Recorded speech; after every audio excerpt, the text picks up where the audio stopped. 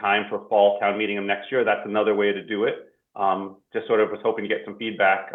Carrie, is that sort of like what you were thinking as well? Yeah, that's great. Perfect summary. So again, this would be the ARPA funding would pay for the and the 3A bylaw to include inclusionary housing units being built at the breakpoint of any multiple that ends in 0.6 or above, or wherever the economic feasibility analysis kind of lands. I think it's worth going after the funding now. If we don't get it, we don't get it. But it's a relatively small amount of money for ARPA funding requests, and we don't have it in the planning board budget.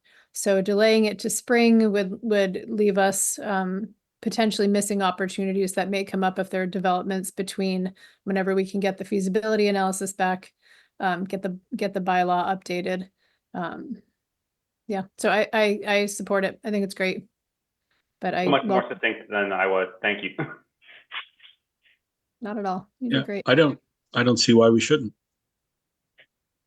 Our Makes sense to liaison, me. our liaison, Bill McGonigal, is aware of it, and I believe I've spoken with Michelle Pryor in the past about it too. So they're both familiar with what we would be requesting. And if the funds are there, I know town manager is aware of the need to get this done. So I think it's great. I think the letter you drafted was great, and I think we should go for it. Thank you for leading this, Brian. So I guess my only question would be, Taylor, if we did get ARPA funding, say, allocated at the October 15th select board meeting, could we have it under contract and spent? I'd have to know exactly what the rules are, but I think we have to have it under contract and paid, but it's a little vague on that, by the end of the year. And we have the contract already from them. Could we pull the trigger on that before the end of the year? My biggest question would be, yes, I don't see any reason why we can't start the process, but does the money have to be used by the end of the year? If that's the case, then it becomes challenging. But if we just need to start the process and the money can continue to be spent over the next X amount of time, then that's easier. Do you see the difference? I'm under the impression that the money needs to be spent by December 31st, and that's why there's funding left, because that sort of surety is the tricky bit for some of the requests. Yeah, so that does make things more challenging. It doesn't mean that we can't come up with an agreement, but we'll have to have some. The comptroller is not fond of paying for services that haven't already been completed. Is the money gone on January 1st, or can we draw it down then and then have more time, have the whole year to use it? My understanding is, from what I know, which might be wrong, is that it has to be committed by the end of this year, and then there is some leeway to spend it into next year. But what they don't want is they don't want it committed by the end of this year. We go into next year, and then any money we don't actually spend is then gone. There's no way to reallocate that money. So in this case, we have a price. We know that's price. It's not going to go down, I don't think. So in that regard, I know there's some time into January that you can spend it, but what they don't want is they don't want us to come February 1st. I'm not sure if that's the deadline or what not, for us to say, whoops, we're not actually going to spend it, and now this money is just gone. So I think, but I will get answers to these questions. They are known. If I could break in for a sec, I'm looking at the National League of Cities website, and they have an article upon this, and they talk about ARPA requires governments to return grant funding that remains unobligated beyond the 2024 deadline, and an obligation is not only budgeting money, but also taking steps to create a contract, subaward, or similar transaction that requires payment. So it sounds, according to this website, that simply having a contract would be sufficient to retain those funds. That was And my I'll take off understanding my as well, lawyer hat. but the detail, yeah, but I'm not a lawyer at all, so I don't want to And opine the on that. select I board will has get an to feel answer. secure. Yeah, so if we can sort of give them as much surety as we can that we'll be close to the December 31st or whatever it is deadline. I think it's great, and I hope you pursue it any way you can. I'll do whatever I can to back you up. Sounds good. Thank you.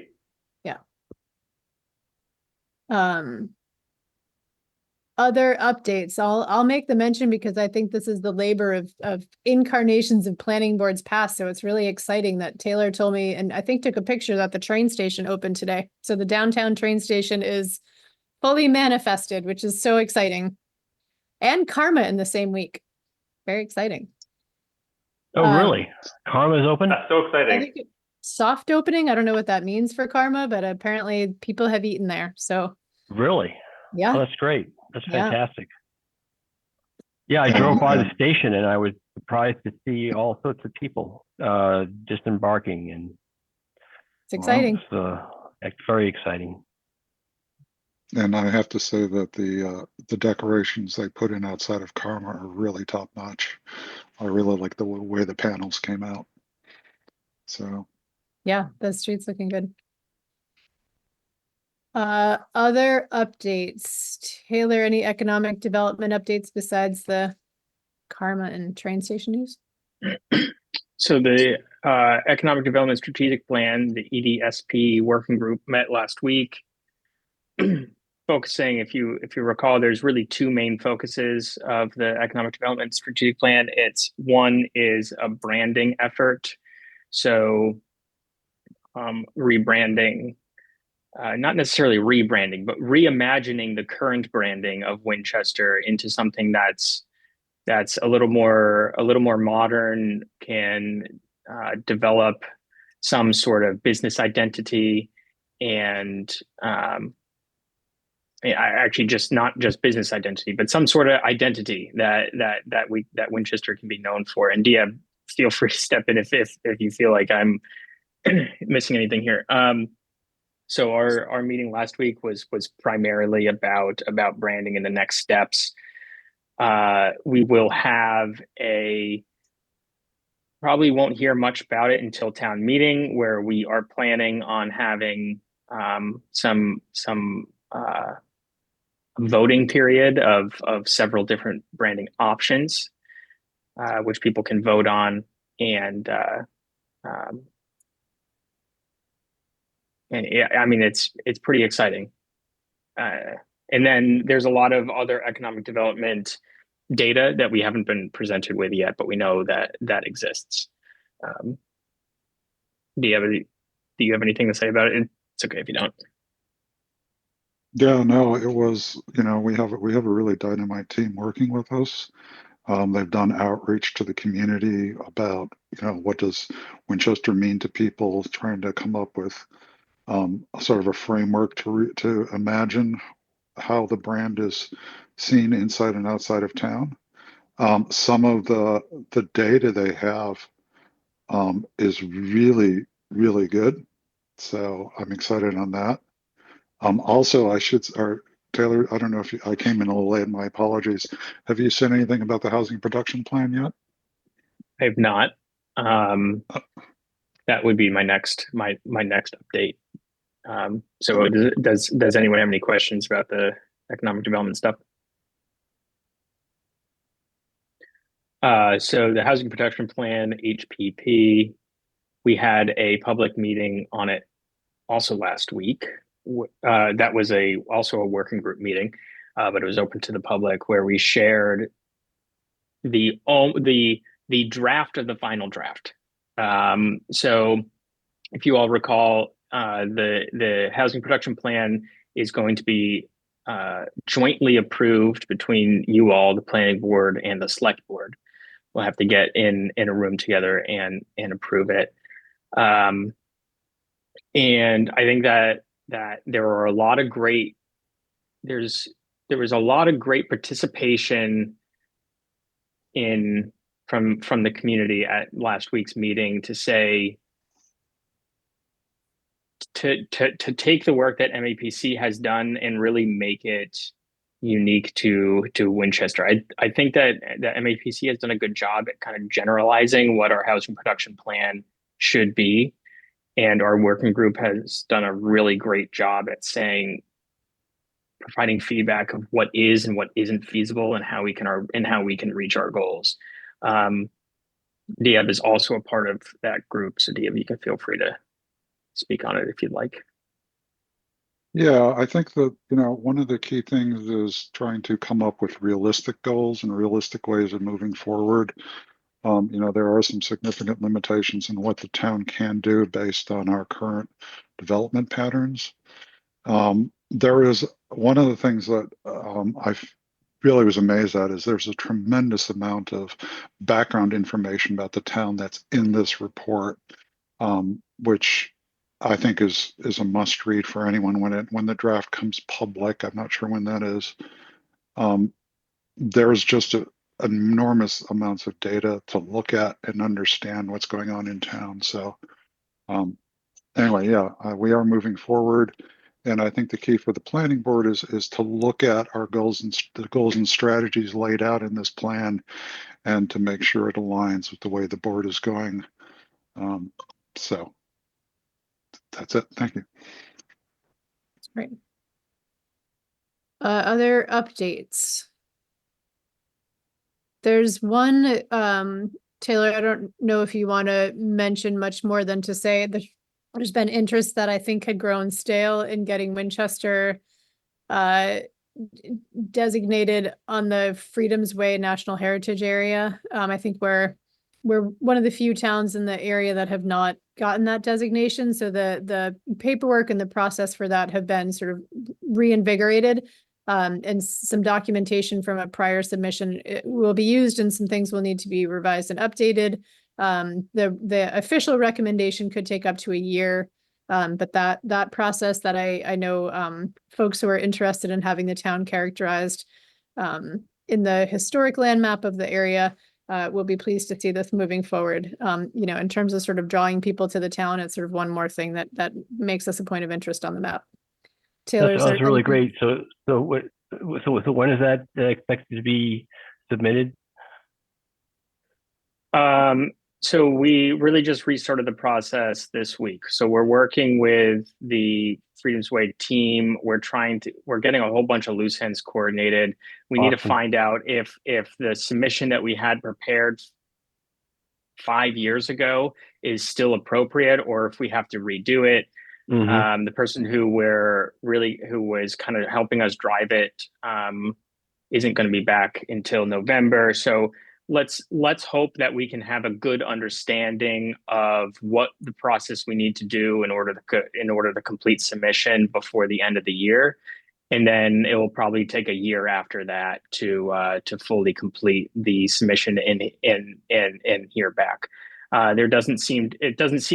Nothing's from our early conversations, nothing seems overly complicated or challenging. It looks like it's, there's a process ahead of us. We just need to follow the process, and it's kind of time consuming. That's all.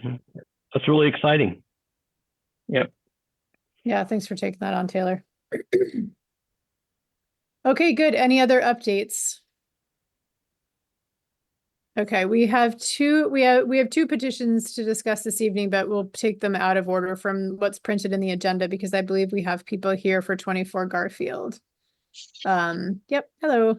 Okay, so 24 Garfield is looking to take down a garage on the property and replace it with something more stable and appropriate for storing what sounds like a very cool car.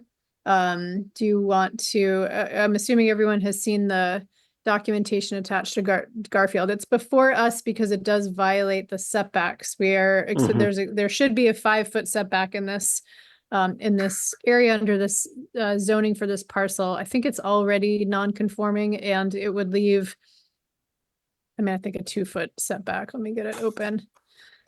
Would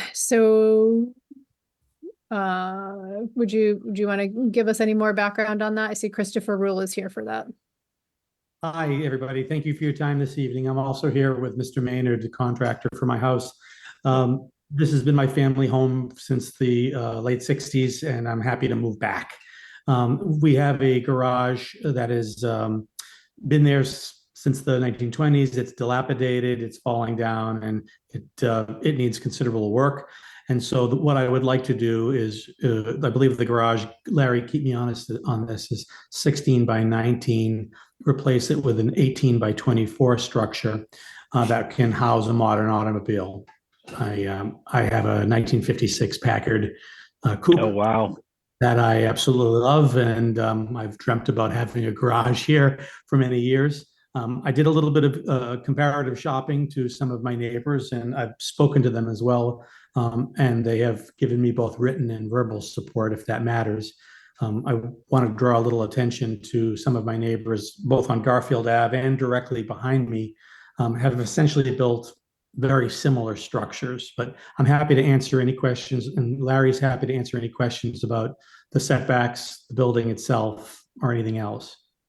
We do have the letters of support from your neighbors, and I appreciate that communication. Thank you. I just have a question for Taylor, I guess. Are there any, like, under what pathway are we going? I certainly support this. I want to make sure that we, it has nothing to do with a variance. Is that correct? This is a variance. So it's new construction within the setback. So it is a variance. It's not special permit. That makes it more difficult to get it done. And I'm just trying to figure out, what's the best way to get this through, given,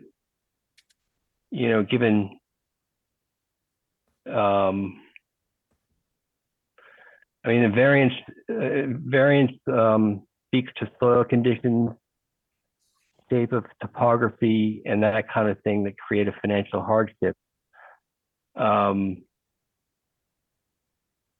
So I'm wondering what can we say to, because I'm all for it. I'm a car enthusiast, and I think everyone should have a decent garage. But I'm just wondering how we get around the variance thing.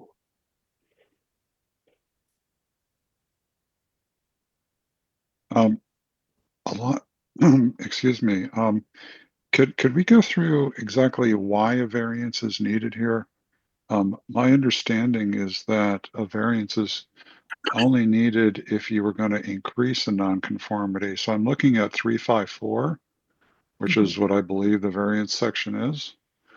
And it talks about reconstruction, extension, or structural change in such a manner as to increase an existing nonconformity or create a new nonconformity. So my understanding, looking at the plot plan, is that it looks like it's actually coming back from the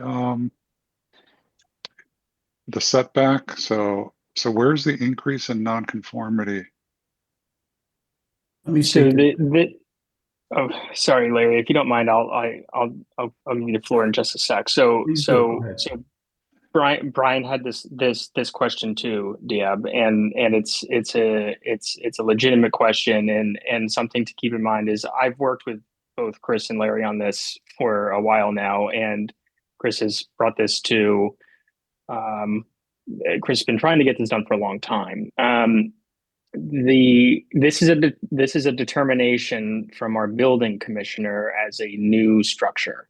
So it's not an existing structure. It's a determination that it is a new structure. So new structures cannot extend an existing nonconformity. You can feel, that's his determination. I think that you're able to question that. But hopefully that clears it up. And Larry, you can feel free to speak to it as well. Thank you, Taylor. I was just going to come in and throw a little more confusion in here, because 357 says reconstruction after casualty or voluntary demolition. Buildings may be reconstructed as of right if located on the same footprint and equal to or less in gross floor area as the original non-conforming structure. So 357 doesn't come into play at all here? I think the confusion, everyone, is that the existing structure is approximately 12 by 18, 12 by 19. And in order for it to be viable for its future use in the storage of a concourse quality classic automobile, it's been drawn up to be approximately 18 by 24. So Okay, so it is larger. it's Okay. going to be larger. I mean, obviously, it wasn't non-conforming when it was built, but it's the enacting of all the bylaws and protection of the town and all the upgrades. What we want to do is stay on the footprint as it is, making it bigger, but stay within the setbacks that are existing, in order to maintain separation between buildings and also maintain the use of the rear yard for entertainment and social gathering there. But that's the reason that they've decided. Now, I was confused about the difference between the variance and the special permit myself. I have a friend who's an engineer in another town local to me who said that it requires a special permit because there's an existing structure there that has not yet been torn down. But I'm not going to step into how the interpretation is done by the town of Winchester. The commissioner says it needs to be a variance and not a special permit. Is there any way that we can get a determination of a modification of an existing structure as opposed to a new structure from the building commissioner by making any kind of a change so that we can get this under special permit? I think he's already made that determination. So What if they, retain, I don't know, it seems like a lot of builders, just by the order of what they do, can arguably say that they maintain the existing structure and that it's not a new structure. That would be. So to be honest, if I look at the parts this doesn't fall under and with that explanation, so it's not on the exact same footprint. So it doesn't fall under 357 because it is larger gross floor area and it's not in the same footprint. It's in the same location, sort of.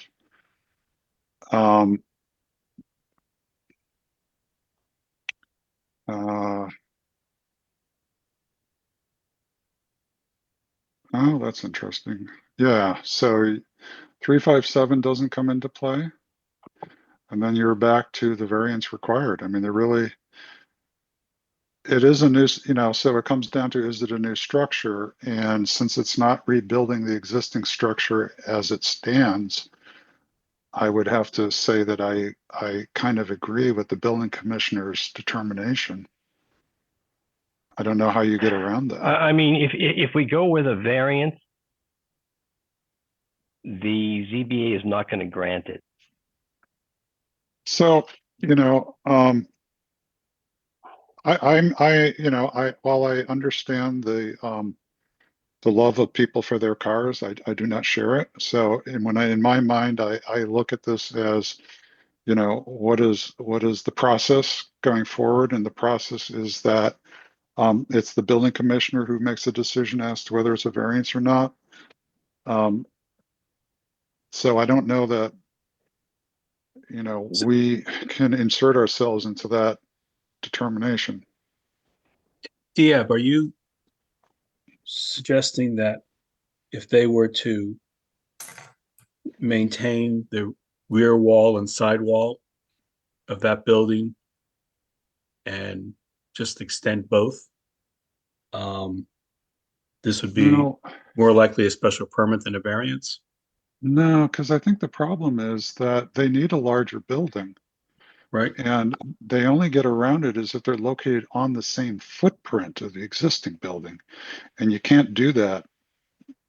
So my reading of this is that, there's 357, there's also 355, which is, oh, those are for residential structures, Yeah. sorry. Yeah, so it's really 357 voluntary demolition, but it really only 3572 says reconstructed by right.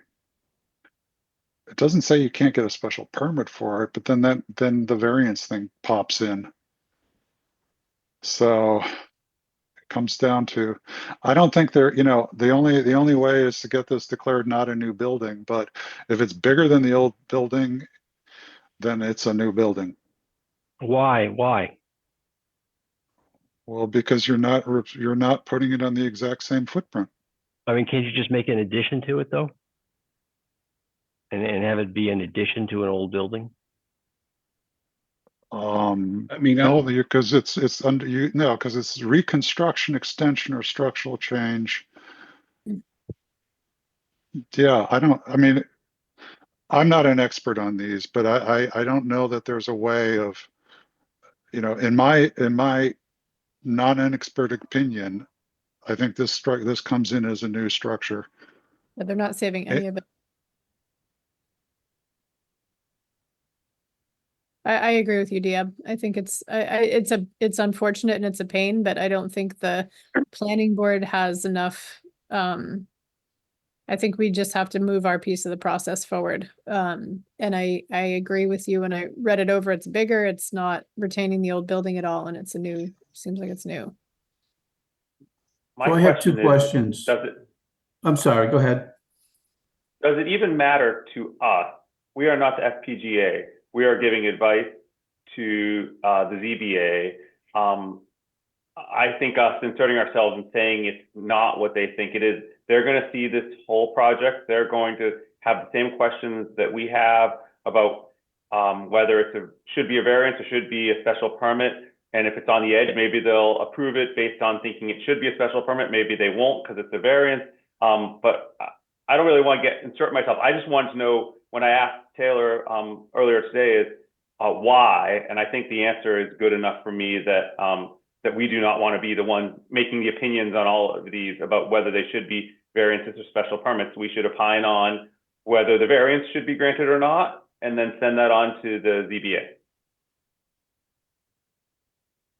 I agree. Yeah, when I read 354, where it says the extension of an exterior wall at or along the same non-conforming, that's it. You're extending something that's non-conform, along a non-conforming line. You need a special permit. May I just ask a question, perhaps question/comment? Does it lend any credence to my request and the fact that my neighbors have done the exact same thing, and despite the fact that the bylaws may have evolved over time, it renders me unable to make improvements to my home? And I have a garage that effectively is not sufficient for storing any kind of automobile of any size.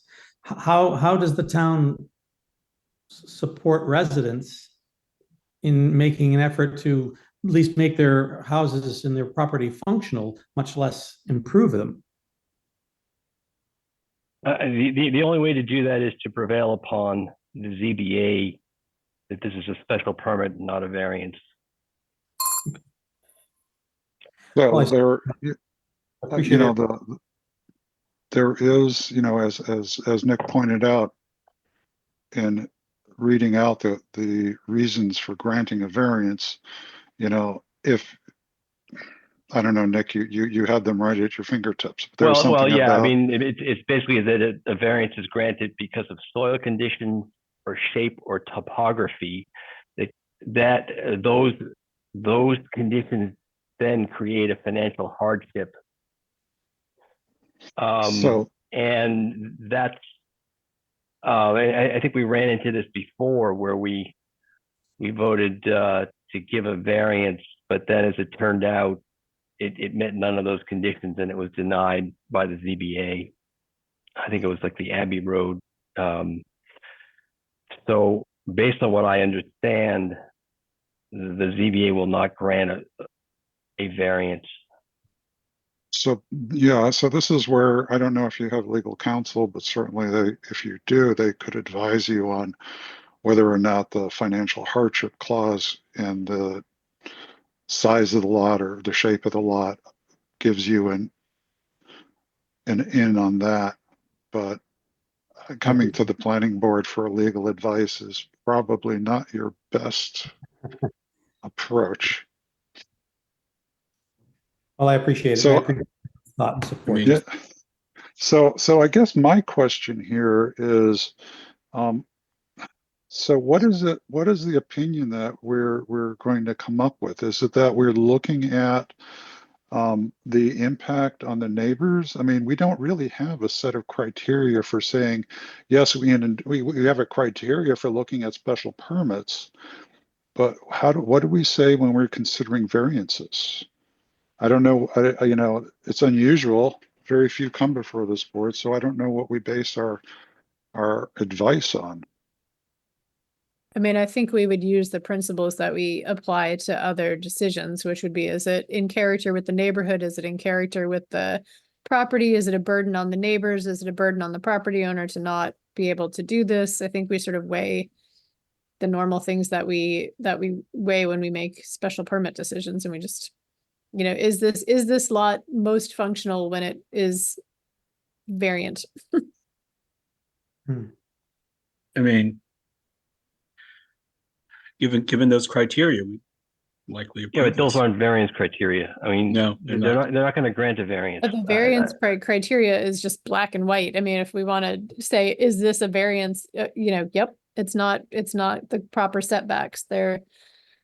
I mean, it sounds like you're kind of gambling between the 5-foot setback and the 15-foot separation from other buildings. It sounds like that box only fits one or the other. I don't know what the better. Yeah, I mean, I guess they could come back and say, well, just, you know, move it. I don't know what the setback is there. Is it 5 feet or is it 15? Think, I think it's 5.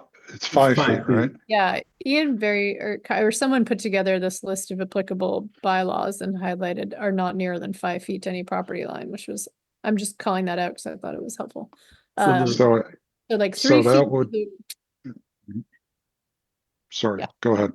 No, you're right. Keep going. No, I was going to say exactly what you just said. Yeah. Move it by 3 to the feet. left and we're good. Yeah, move it by 3 feet to the left and 3 feet to the right, or whichever directions, and you won't need a variance. Well, see, that's the caveat, because according to the town, even if you comply with the setback requirements, you're still increasing the size of the structure, and therefore you need a variance from the ZBA. So no matter what we do, the only thing that we can do without having to go before ZBA, where the building department would issue a permit, is if we were to attach the new structure to the house. Now, Up the yard. this is a concourse quality classic car. It's a larger vehicle than even some of the new cars today. And so it would require a bit of a turning radius in order to properly access the garage with that vehicle. But wait, my question is, how do you define attached? I had another situation in Hanover years ago, and I couldn't get an answer from the town in Hanover on this one, where we wanted to have two structures, and we ended up having to build a building between the two structures. And after the fact, found out that if we had connected the two with an underground footing and frost wall, then that technically qualified it as being attached. How would that be viewed in Winchester? I don't know. So I don't, your statement that even if you move this so that it was 5 feet from the borders, that it would require variance, I don't see that would be the case. Okay. Because even if you can put a new accessory structure on your property as long as it meets the setback requirements. So the only thing that is at the distance to the house, but that is not a variance. You could get that with a special permit. I mean, Probably moving it 2 feet in either direction to get the 5 feet. But from what we had discussed before, I got Larry, keep me honest on this, that it violated something else. You articulated it far better than I did. Well, there was the separation between buildings, 15 feet, and currently we have 17 point something. And if we move the structure over to meet the 5-foot setback in the rear and to the side, then we're slightly like 0.2 or 0.3 feet encroaching on that separation between buildings. The other issue that we wanted to be aware of was I think the percentage of lot coverage in the rear of a property. The town wants to make sure that there's sufficient space in the rear of a property behind the house. And so changing where the structure is located was detrimental to being successful on that. So the 15-foot between structures doesn't require a variance to change that. So you could move the structure without needing a variance for the 15 feet separation. We've had that before, and it's been coming in under special permits or site plan review or stuff. So I don't think you need a variance for that. The total amount of space covered by your structure is the same.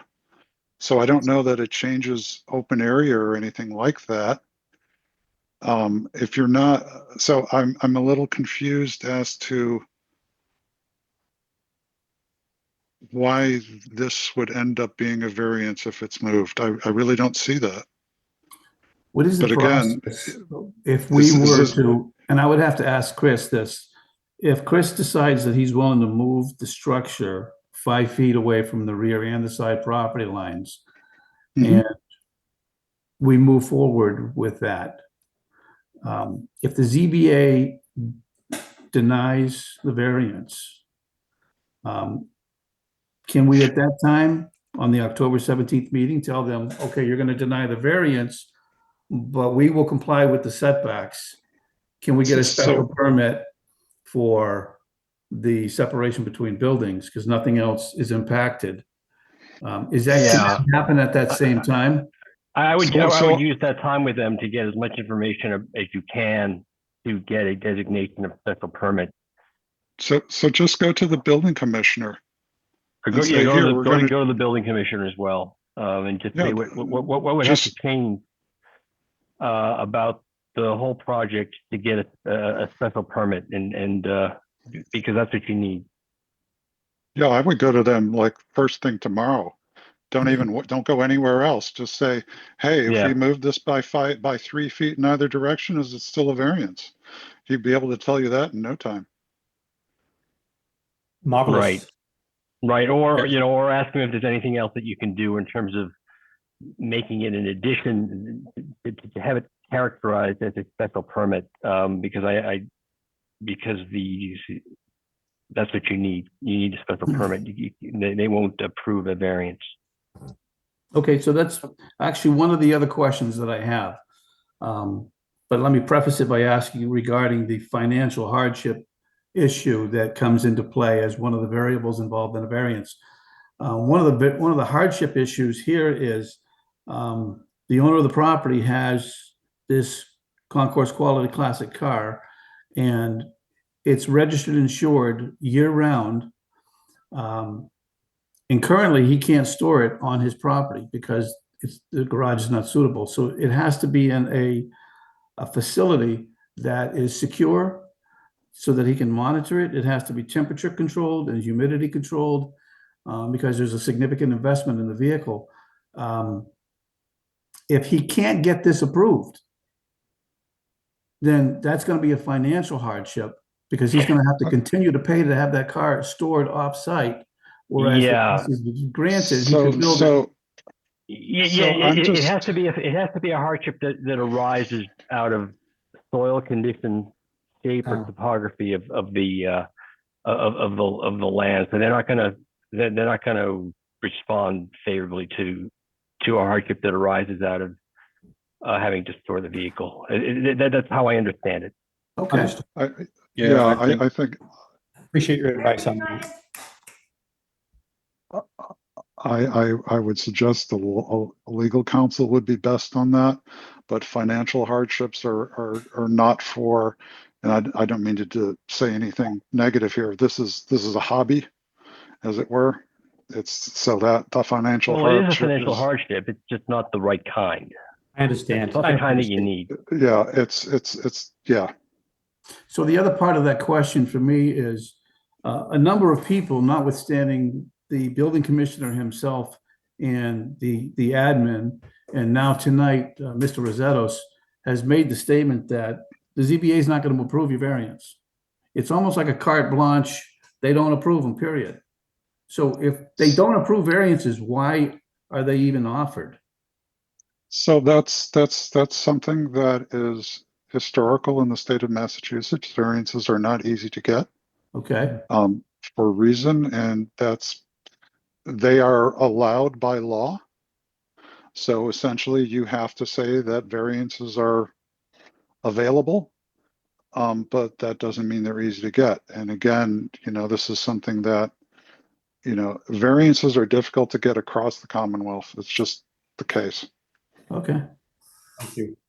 I think that we're going around in circles. It's not for us to presuppose what the ZBA will choose to do with this.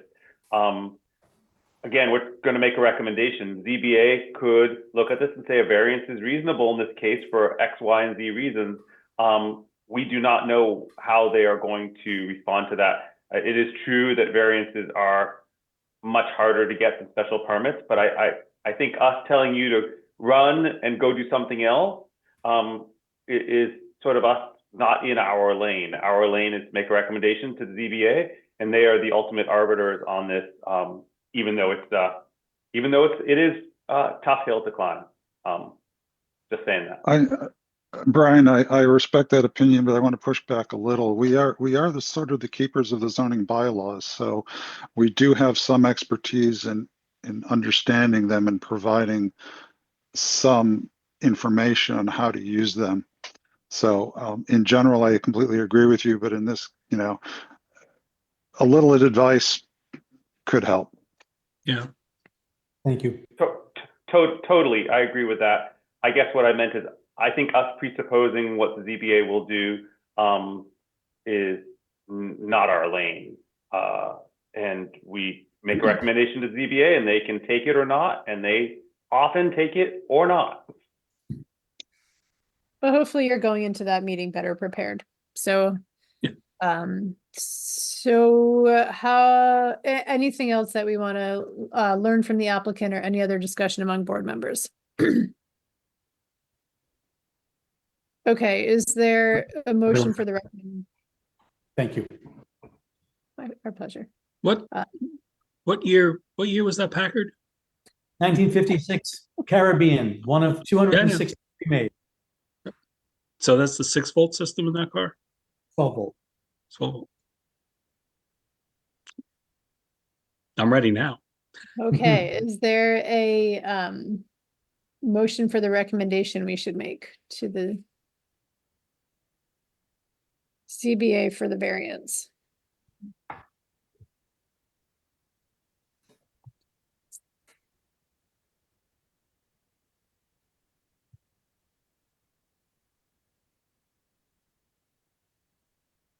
We could structure an opinion that recommends favorable action on the variance and suggests that they take into consideration the existing structure, even though it's going to be torn down. I don't know the most helpful way to do this. I'd like to suggest that they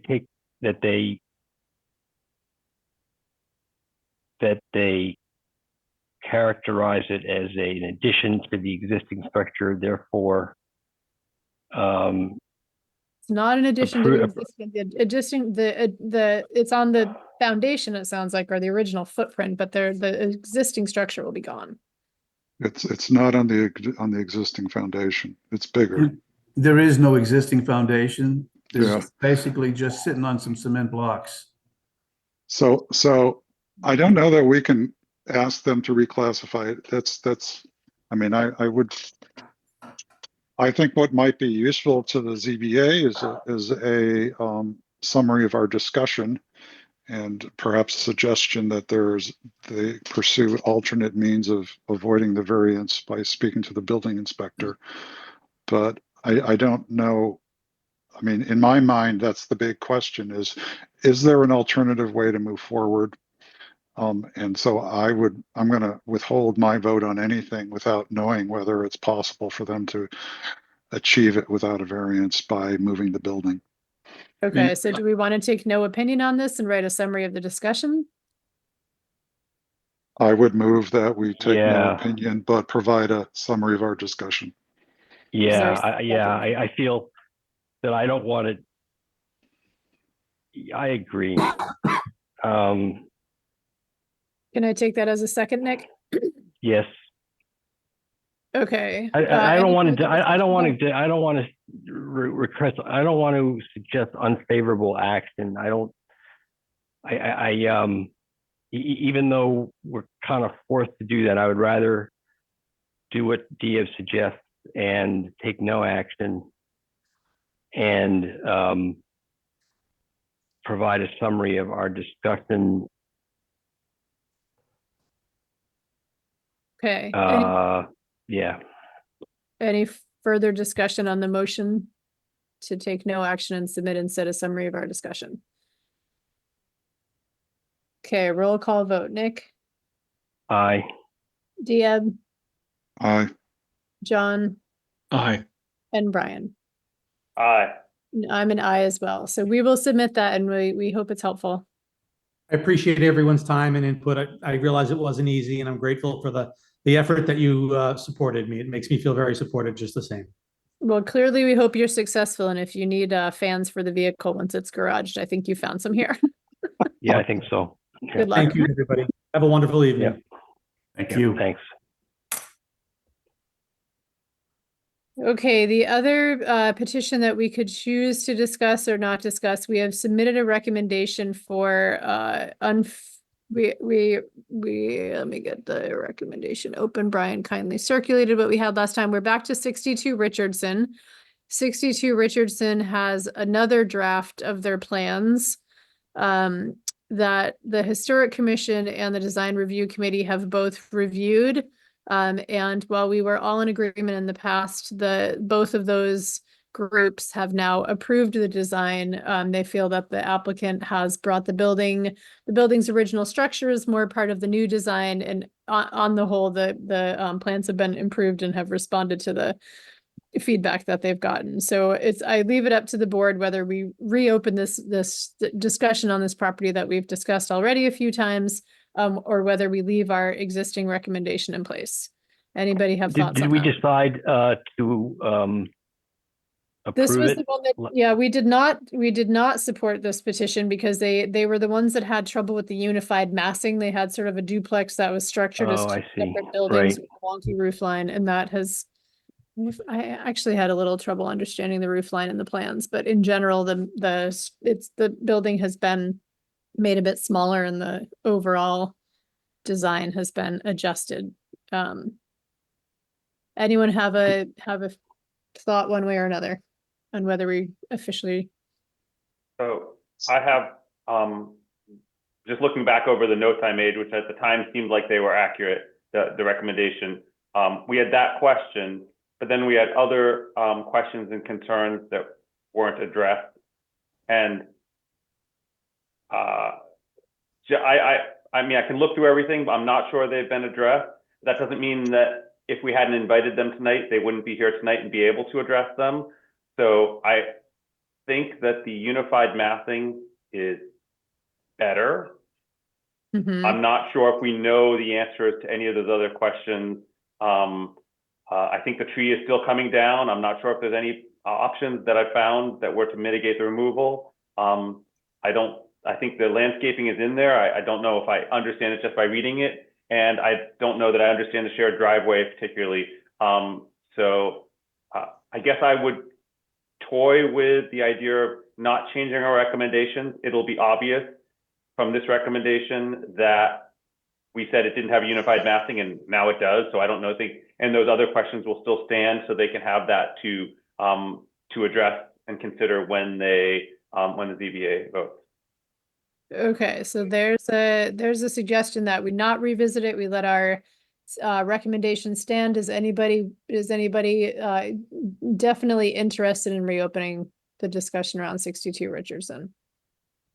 So I agree with Brian's statement. I think the only thing we might do to ease confusion in the ZBA side is to say that we did review the new plans and we stand by our previous decision, so they know that we've at least looked at them and our decision wasn't based on old data. I So think if we were we're- going to be truly accurate without starting to pour over the plans, I think we would say that we reviewed the revised plans and chose not to Not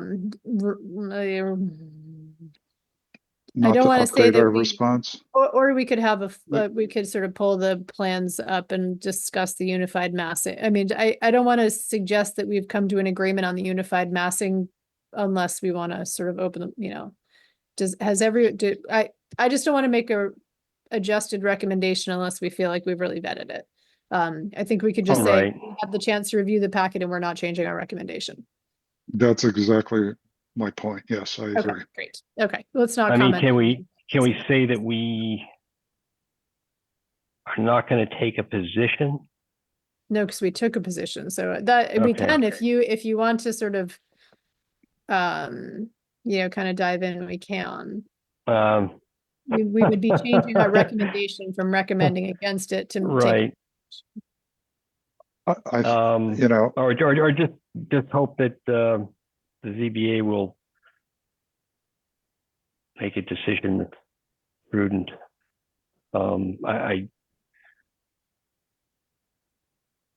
I feel like we're holding this thing up, but I don't know if I want to reopen it.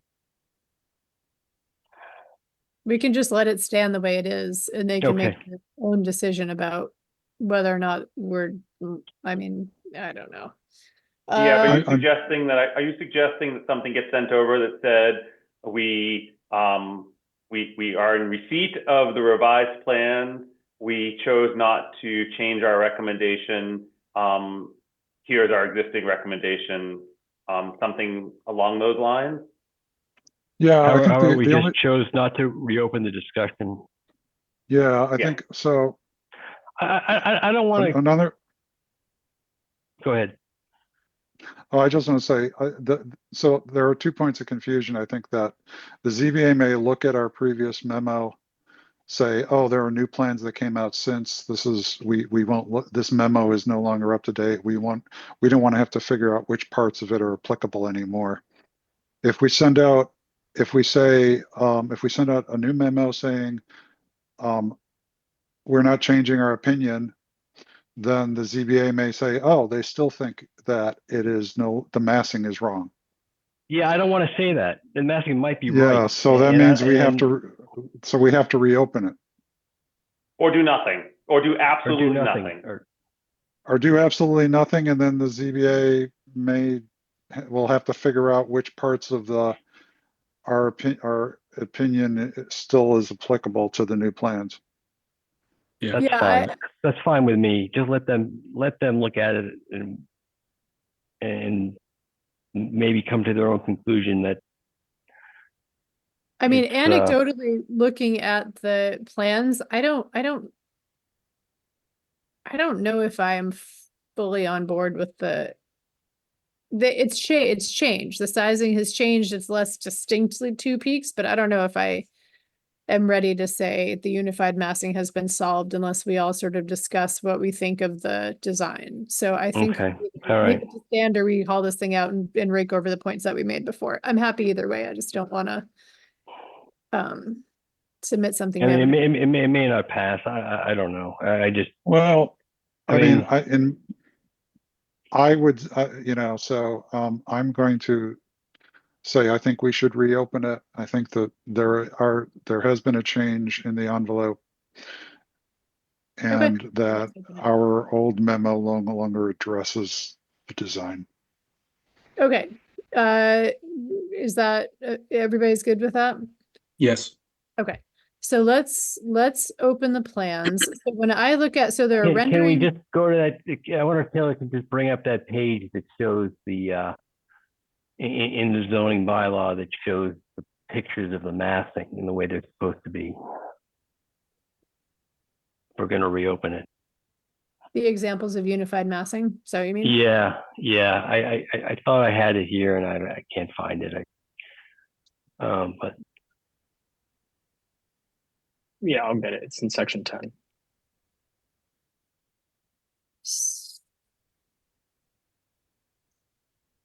Okay, so there are, I think that there are more documents attached to this than I'm seeing. This folder does not have. No, I think it does. So the revised plans. I am only showing, I read these over before and There are revised renderings, something called revised renderings. yeah, so the renderings, so essentially it looks to me like they took the peaks and they brought them down, and there's still two sort of distinct peaks connected by a straight roof. So it depends on how we define unified massing. It's a closer to uniform roof line. But it's still visually two distinct units, which isn't, I don't think that egregious for a multifamily home. Well, Go ahead. I was just going to say the renderings still don't show the front, as far as I Right. can tell. Right. So I still don't. Yeah. They only yeah, I mean, submitted it still three. looks like one of the examples that do not have fully integrated coherence and unified massing. So Okay. unfortunately, I don't know if there's a way around it, and maybe we should go ahead and say our position has not changed. Yeah, so if you look at the next thing I would go to would be to the revised plans. Yep. And if you look on page 11 of the revised, no, that's the back end of the damn building, sorry. Where's the front of the building? They're very confusing because they put the revised plan and the plan on the same page, but the side label says they're misleading the way they're printed. Proposed renovation elevation. So if we look at the proposed elevation, that's on page 11, which I think is what you're thinking of. No, It's- actually, let's go to 13 is better. Okay, let's move down. They take forever to load today.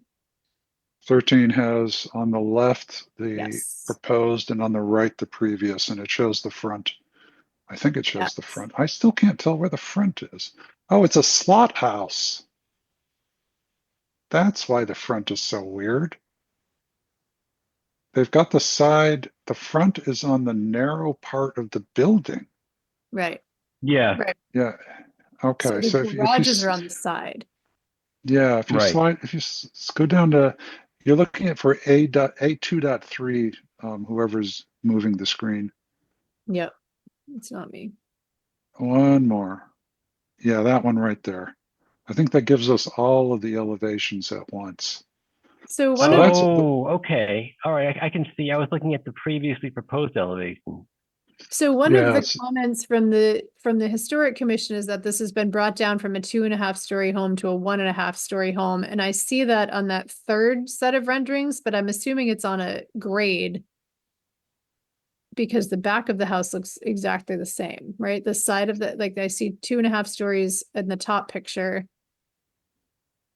It's a confusing set of drawings. Yeah, it looks like 2.5 on the front of the house, and as you go to the back, it goes lower. So the question is, I mean, do we have to calculate the percent that's above 2.5? I don't know.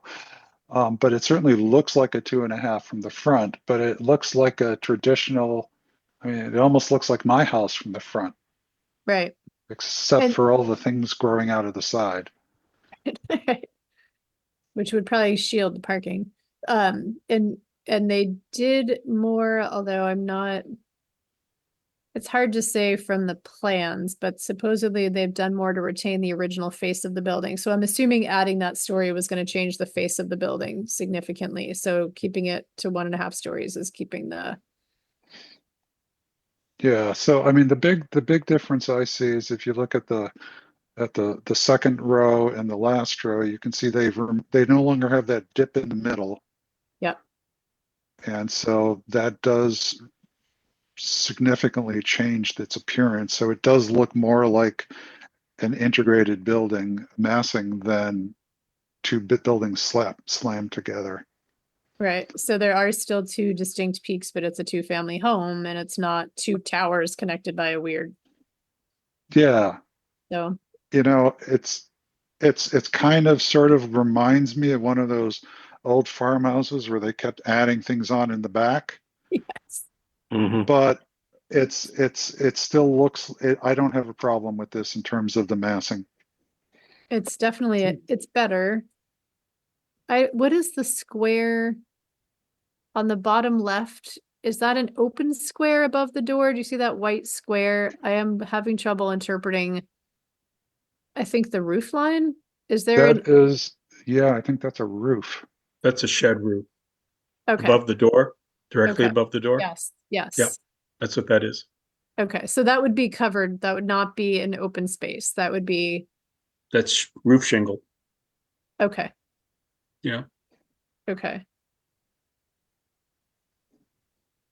Okay, so that's a look at the unified massing question. Um, I'm not sold, I'm not 100% sold that that's a unified massing, but So maybe let- it's simply because of the grade of the property, uh, such that it still looks like two houses attached to each other, but it's definitely better. I think if we remember that the front is the narrow part and we're looking at it from the side, I think what this changes is that now when you're looking from the front, it will look like it only has one peak. Yes, but it's on a corner lot, so it has No. exposure to 2 streets. Right. So which sides are visible to the road? Let's see if we can figure that out. Yeah, they didn't 'Cause- really indicate that on the labels. They said The first and the second one are exposed to the first is the front on the road, and the second one is the side on the road. so. It's actually the first three. It's on a U, so it's the first Right. three are visible to the road. So the bottom drawing is sort of facing the neighbors. Is that it? Mm-hmm. Yeah, I think that's the case. Right. Which, in which case, yeah, wow, that is a weird street. The neighbors unfortunately will get to see the bizarrety, but I think from the public view, I think it's okay. I mean, I think, the idea that it looks like an old New England house barn that they continued adding to is Yeah. it's accurate. It's kind of, it looks in that sense kind of authentic, Yeah, I think the gables Uh, help. The fact that there's No. pitched roofs, I mean, Mm-hmm. I think it's kind of interesting.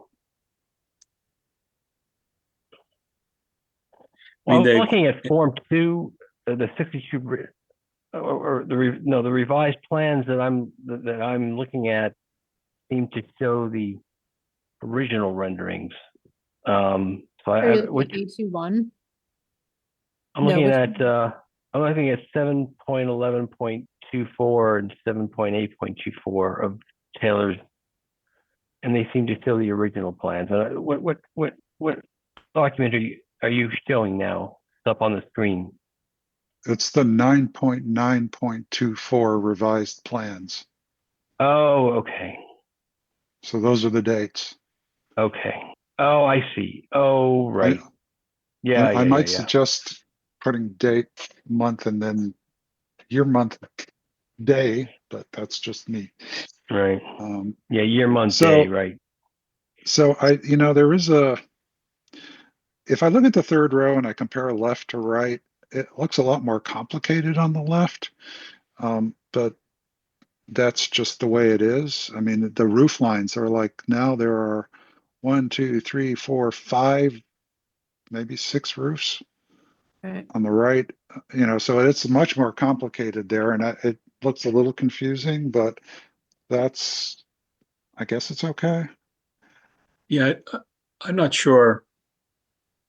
If I you're don't think it's standing so on the bad. street, you're not going to quite have this perspective. You know, Yeah.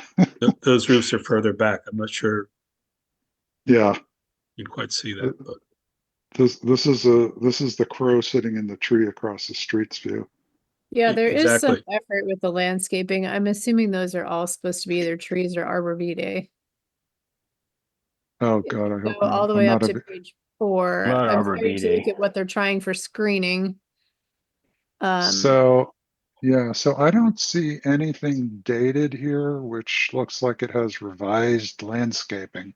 Right. So I'm assuming that unless they put it in their renderings, which isn't the same as the landscaping. Where's the landscaping document in the first place? Is it in this one? Is it maybe I Well, missed it. Maybe it's, page 4 has some yeah, I think circles I drawn mixed. on it that I think are supposed to be trees. There's a star-shaped, I don't know. There's not a, maybe I'm just missing the key. Oh, well, this is not, is this landscaping? No, this isn't landscaping because they don't actually tell you like what the Yeah, what's trees are the going to be. species? Yeah. Yeah. So I'm going to say they still don't have it. They still haven't given us landscaping. So other than the massing, I would say, and I think they still have that bizarre thing in the back where the driveway has a Isn't tree in the right. middle. Kind of no way to get from the driveway to the garage without going maybe through the tree. Yeah. So in my opinion, they have addressed the massing, but they haven't addressed anything else. And we certainly don't see an easement agreement for use of the shared driveway. Yeah. Okay. that the driveway, the easement, that's in the condo docs. Is that what Okay. you're talking about? Between these two unit owners? Yeah, we had just mentioned in our last notes that we didn't see a plan for the shared driveway. And part of that was because there was a tree in the middle of it. And part of that was, Yeah, I I think see it what you're was saying, that that would be executed at a different time point. I gotcha. Yeah, that they're gonna have to, yeah, because the entrance to the lot comes in right in front of one of the garages, right? And they have to swing around to get into and they it. have to swing around. So yeah, I mean, well, I that thought that tree is not going to survive. the street view, looked okay. Considering what you've got to screen here, but it Mhm. certainly might not be so easy to unit owners, but Yeah. They do have since we have to kind of take this as an updated set of plans, they do have removes existing paving, protect root system of existing trees. So they're making some effort. I can't remember if this was on the other plans to preserve some of the trees that are at the Richardson side of the property. I don't think Yeah, that so that question about I they think the still have only that tree, green strip. yeah, so I recall it says the only tree to be removed was that pine tree, which is a 22, no, how big is it? I think it's a 12-inch pine tree on Salem. Yeah, 12-inch Uh, caliper. Yep, it's there on Yeah, page 2. yeah. So that I think is the same. Yes. Um, but it doesn't say anything about what they're doing for shrubbery or plantings or anything like that, which they do have to have. So I think it's, so I would, if everyone's willing to entertain a motion, Please. I would move that we recommend favorable action with, well, we still have questions about whether they really need to remove the tree and the landscaping plan. So I'm looking at Brian's write-up, and there were three questions about it separate from the massing. One was shared driveway. The other one was what's happening. Can they do something else to mitigate or not remove the tree? And landscaping as regards to shielding the driveway and the garages. So I would move we adopt essentially the same language, just remove the section about the massing. So we would endorse favorable action with additional questions and concerns. As shown on the plans, there'll be a shared driveway. Members want to know if there'll be an easement. As shown on the plans, a 12-inch diameter tree will be removed. The board wants to know what options there are to save the tree or mitigate its removal. Lastly, the board wanted to better understand the landscaping plan specifically as it related to the areas between the driveways, and furthermore, how the impact of headlights from 4 garage bays in a row would be mitigated by the landscaping plan. Oh, yep. Okay, is that So the full motion? that's the Can I ask you, motion. And Brian, the Brian motion, can just, Second. did you up front say something about, you recommended favorable action with the additional questions and concerns as stated, which would be those same 3 concerns that we have from before. Yes. Is that correct? yes, that's correct. Yes. Is there a second? Second. Okay. Any further discussion? Anyone else have anything to ask or add? I'm Okay, not 100% sold that it's a unified massing. I think it's, but that's just my concern. But I share that. okay. You, as the clerk, are uniquely qualified to include that in your write-up. By roll call vote, Brian. No. Okay, John, Aye. Nick, Aye. Dieb, Aye. and I am an aye as well on this one, so the recommendation passes 4-1. Okay. There is not, so next on our agenda, let me just look at the time. Great. The next on our agenda is the ADU bylaw. I don't think we actually have anything to discuss here. I think that has been submitted. That will become our motion as we discussed and voted on at our last meeting. I would like to solicit, since we have it on our agenda, any volunteers or any comments or any thoughts on what we should include in the background statement for that? What are the priority items that we want to have in there besides the state mandate and the past history of the ADU bylaw in Winchester? And Carrie, can Could you I? just also just take a second to address the Affordable Housing Trust's comments as well? Yeah, I was gonna do that under Affordable Housing Trust comments. Yes, on the ADU bylaw, sorry. And I'd like to, Carrie, at some point, I'd like to provide an update on the question I raised when we considered this previously as to the severability clause. Okay, please go for it, Dieb. You do that while I Oh, look. yeah, so when we talked about this last, there was a question about severability clause and whether we needed one, whether it applied to this, whether it applied to the previous language. So the recollection of those who's, I believe, and I hope I haven't misquoted you, Carrie and Taylor and I both had a recollection that previously council advised us that we would, there was no severable part of the old ADU bylaw, that the state would strike the entire bylaw down.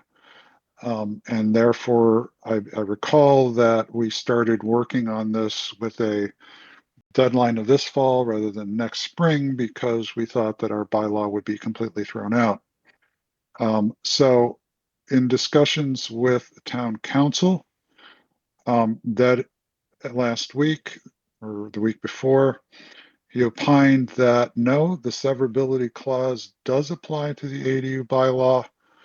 So even the previous language of the bylaw, the only parts that would be thrown out would have been the parts which were in conflict with the state, namely the provisions for who could take advantage of it. So that I don't know. So what that means is that the severability clause, which we added, is not required. And it also underlines my concern that we do have a little more time than we thought to consider this and take into account the two populations we wanted to help, who I think they're set back a little.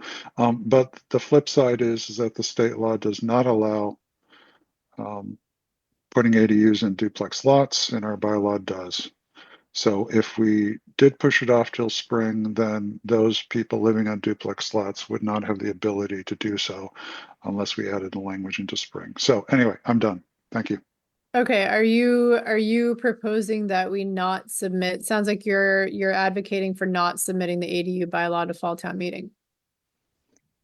No, I'm not saying that, because although I will, my opinion, and I voted against this, was that we've made it more difficult for people to get them in areas I think we shouldn't have. But again, if we don't pass this, no, actually, I'm wrong, because there's a severability clause. Yeah, I would say we don't have to push it forward until we don't have to do it right now. The only question is whether the 900 square foot limit is part of the. That's the only other thing that I have a concern about, is limiting the size of the unit. And I thought I read somewhere that that's part of the state's law, but I don't know. I can't Is it remember. 500 or So 900?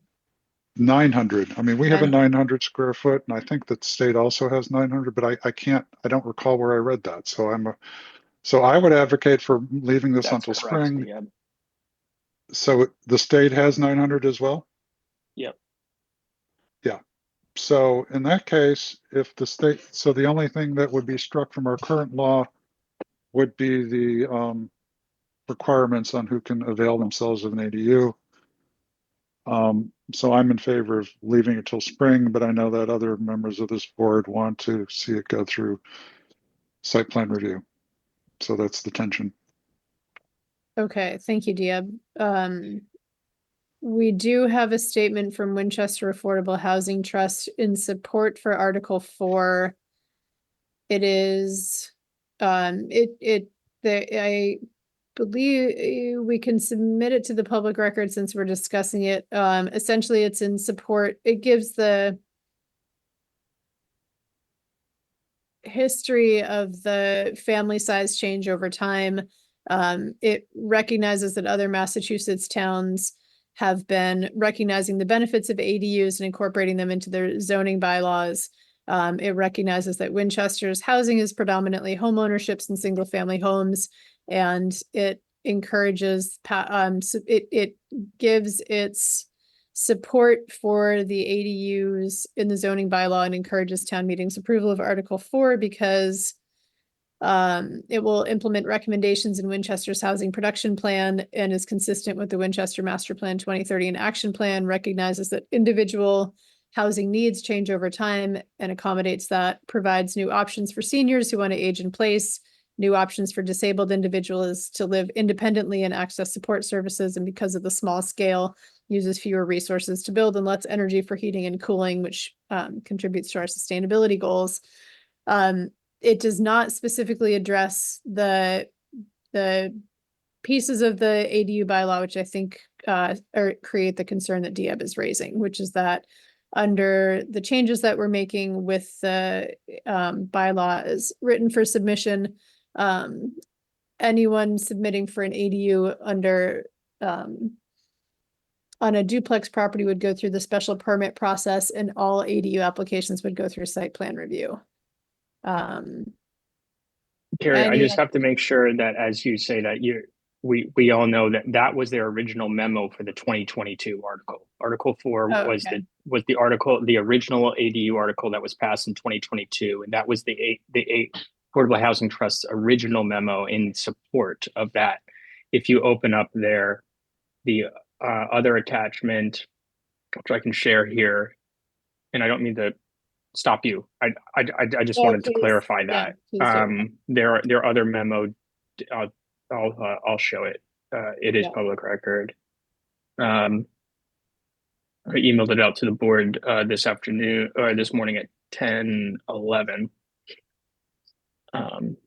Yeah, so they will also want it to be allowed without site plan review. So the site plan review will be hotly debated. We chose to submit it with site plan review as part of the ADU. The Affordable Housing Trust is recommending against the whole bylaw or against, is this a comment or is this a vote that they took against the reconsider? They decided not to vote. They decided to attend the public hearing and then vote after the public hearing. Okay.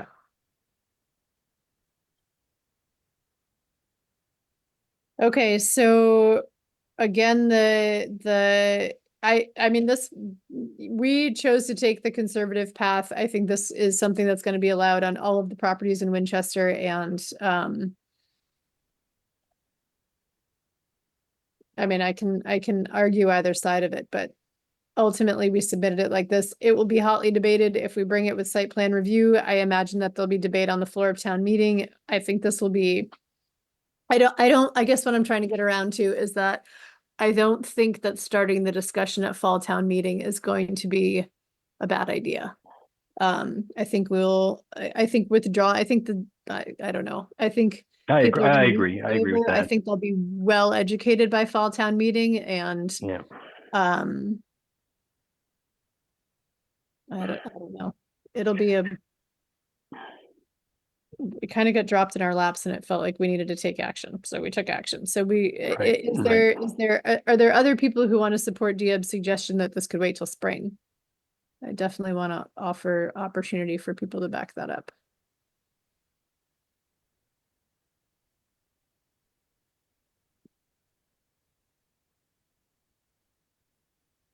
Okay, so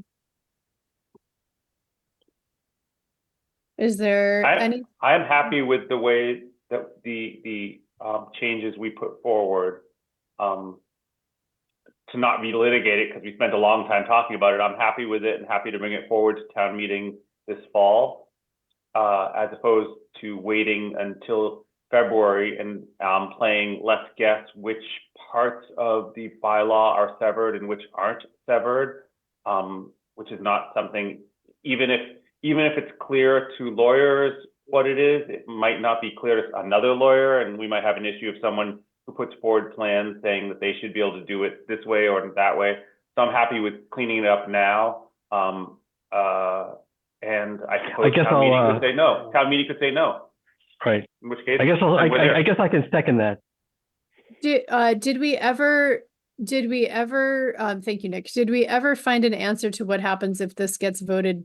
We can always indefinitely postpone. If it becomes sort of seems like it's a 50, we can't sort of see which way is best to go forward. We can always indefinitely postpone and bring it back to spring. But if it is voted down at town meeting, do we know what happens with this, Taylor?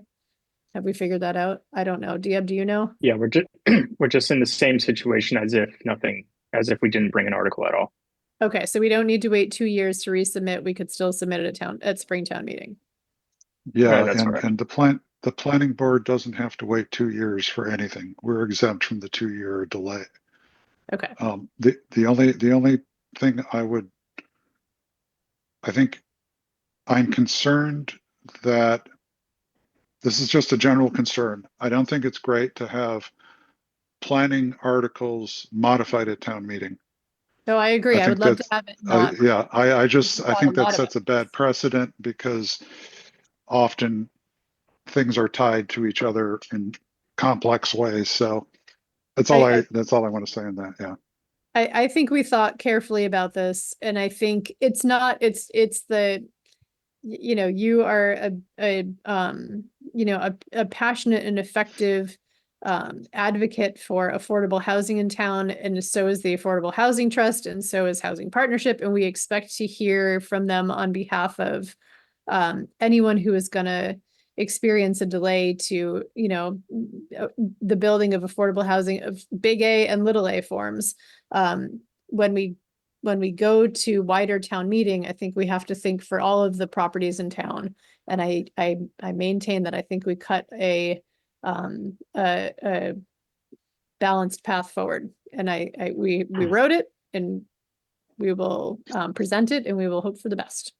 I would Yeah. support that. I'm just, when we get to, when assuming this does go forward on the warrant and appears before town meeting, we will have to come up with how we would address possible motions on the floor of town meeting to modify it. So we should think through all the possibilities and come up with, whether we would support them or how we would deal with those. Because if that happens, we're going to have to respond. I agree with And that. I do just want to say that I think that you should all heed that very seriously. I do think that you will see something on the floor. I'll just mention that. Yeah, I think this will be spicy. But I would like to circle back to my original question, which is, in preparing the town to consider this and to consider this from all angles, are there other priorities that we want to have in the background statement for the ADU bylaw? I think I have a handle on it. I'm happy if he's willing to write it with Diab, so that we kind of get a good presentation for it. Yeah, I think this one is, we can certainly take a lot of the background from the previous one because it's all pretty much the same, and we had good support from town meeting. Yeah. So we can bring that in, and then just, the key is explaining the changes. I think that's the key. Yep. Okay. Great. Oh, the only other thing is that we should probably ask town council if he really, it's going through legal review. If town council thinks we can remove the severability clause, then we should just go ahead and have that done. I don't think it affects anything about this bylaw. So that's just redundant. We also have the severability clause in North Main Street as well, which may also be redundant. I think it's redundant because, but I think we've gone back and forth on severability now for 3A, for ADU, and for North Main. And I think printing it maybe everywhere, flyers, bumper stickers, seems fine. Let's just leave it. I don't think it's worth amending the bylaw for at this point, Okay. because we have to. Yeah, it's just, if town discussion. council. Yeah. Yeah, I've said my piece. Okay. Yeah, no, I'm with you. I think council agrees that it's redundant. I think we all know it's a little redundant, and I think we just put it into COAs, just cover our butts. COA, I guess. COA. There we go. Okay, anything else on that? We are at 8:30. Do we have? We have Ken Pruitt. We have Ken Pruitt, and we're close to on time, and I want to just knock his socks right off. Why don't we just do that? That'd be great. Speak right on time about the energy code. So We're always on time, always. We're never missed the mark. It's just our time. Does not even put times down anymore. All right. Well, without further ado. Well, thank you. I would have believed you if you said you were always on time. You could have got away with it there. So Good evening, planning board members. Good to see you. Want to just point to two Climate Action Advisory Committee members who are here also tonight. Rick Eno, who is the chair of Climate Action, and Good Josh evening. Bears. And Josh Bears, who is a member and who has been doing a lot of these roadshow presentations in addition to me. And thank you for inviting us back. As I'm sure you remember, we presented to you back on August 20th initially and answered some questions. I do have, slides off on the side available if anyone has specific questions that would be helped by bringing up slides. But basically, we thought we would just come back and number one, see if you had questions. So reiterate something we said on August 20th, which is that we think this new construction energy code is would be a real benefit to the town. And the Climate Action Advisory Committee and I, frankly, would be grateful if you were to vote to support this warrant article at town meeting. And I think I don't necessarily want to spend more time going into the code than you want me to. You obviously have a lot of other weighty issues to talk about, but just the very quick thumbnail sketch for you, since it's been a while since the last presentation, is that Winchester adopted a stricter energy code than is just the base code required by state law back in 2010. And one of the main reasons we did this is to qualify to be a green community under state designation, which then made us eligible for state grants, which by now total $1.8 million, and for energy efficiency projects, mostly in town buildings, that then also unlocked additional matching funds from the utilities, and of course have saved a lot of money in terms of energy costs and carbon emissions since then. So it's been 14 years since we did that. The state now has a new, even stronger energy code than the regular stretch energy code. And we're calling it the new construction energy code. The official name is the specialized energy code, but that's a pretty nondescript name. So we wanted to highlight the fact that this new code only applies to new buildings, the construction of new buildings, not renovations, not even gut renovations, not additions. And for new buildings of all kinds, leaving aside large apartment buildings for a moment, if you build the building to all electric using no fossil fuels, the code is exactly the same as the regular stretch energy code that's already in effect in Winchester. If you want to use fossil fuels in the building, you can, but you have to do two things. You have to pre-wire for easy future electrification by that homeowner. We consider this a consumer protection provision because the state is heading and pushing quite hard through legislation and regulation and funding towards an all-electric future, which will result in much less carbon pollution than is currently the case. So you have to pre-wire for all electric appliances in the future, and you have to put some rooftop solar on the building, except for shaded sites. There's a slightly different requirement for single-family homes that are over 4,000 square feet. Those have the same requirements I just mentioned, but you have to have enough solar to fully offset the greenhouse gas emissions from whatever fossil fuel you're using in the building. And the only other major provision is that for multifamily residential buildings over 12,000 square feet, those buildings have to meet the passive house design standard, which is basically just a highly insulated building. And just so you know, it's becoming more and more popular. The Waterfield development is going to voluntarily meet that standard, even regardless of whether we adopt this code. But by adopting the code, just as in 2010, it made Winchester eligible for green community funding. Now the state is requiring adoption of this new construction energy code, the specialized energy code, in order to become what's called a climate leader community. We'd still get just as many grants under the existing Green Communities program as before, but we'd be eligible for substantially more grant funding through the Department of Energy Resources.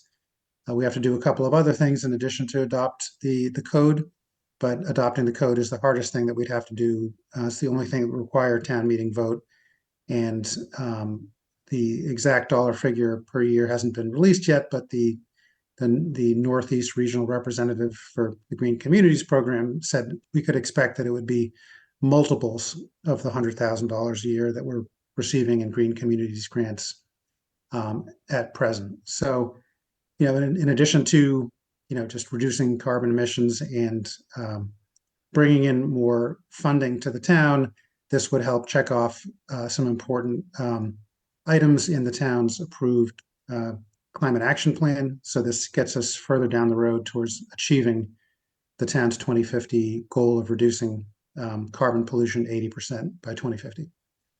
So that's just the thumbnail sketch, and I may have missed certain important things. So I guess if Rick or Josh, if you want to add anything from your perspective, maybe with the committee's permission, that would be a good time.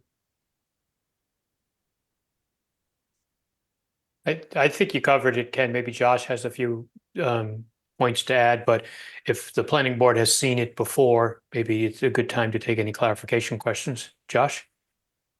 Yeah, I think that would be the best thing. I think the planning board sees, new construction and so these are the kinds of things that would be impacted with the adoption of the code. So, any questions, please ask away. Brian, I see your hand up. Yes, thank you. As a town meeting member, I totally plan to support this. As a planning board member, my only concern is before we vote to support or not, to see the actual language, what's going to be in the article itself. Obviously, the warrant hasn't gone out yet, but do we have actual language of what's going to be in the warrant? I just don't want to vote on something and then say, hey, that's not what we thought we were voting on. So that would be my concern as a planning board member. Again, as a town meeting member, totally in favor. Yeah, we do actually have that. If you bear with me, maybe there are other questions. I can pull up the language. It's actually pretty short and straightforward, and it's we just are proposing the model language recommended by the state. And I forgot to mention the select board is now also has voted to be a co-sponsor of this article with climate action. But keep asking questions. I'll pull up the actual language so it's in front of us. Ken, I would also suggest you email it to the planning board at winchester.us so that they can view it at the same time too. Oh, maybe I'll just do that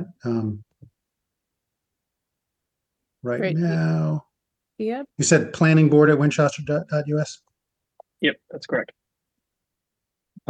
So I think it was a great idea. I think you missed your chance to call this the super stretchy code. But that's, water under the bridge. So yeah, I would like this board to become a co-sponsor of this. But I share Brian's concern that we can't really do anything until we see the language. So I think it's premature for us to make a decision as to whether we want to co-sponsor or endorse until we have time to review the language. But I'm all in favor of this. I think it's great. I don't think it introduces, I think over the long term, whatever small increase in the construction of the house will be offset by the energy savings. I think the addition of the passive house requirement for larger multifamily buildings over 12,000 square feet is a great one. So I'm all for it. Yeah, I think it's great. Can you give an example of what's been covered by that grant funding, or what we can look forward to if we like what's on the top of your wish list for this? Yeah, that's so. I mean, we've done a lot of things, mostly energy efficiency projects. So, in the past, up to the present, a lot of building insulation projects. We've put in variable speed drives on heater blowers so that they're not just on at 100% when they only need to be on at 10%. Um,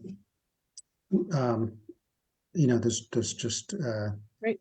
there's a long list, but sort of going forward, a couple of the areas that are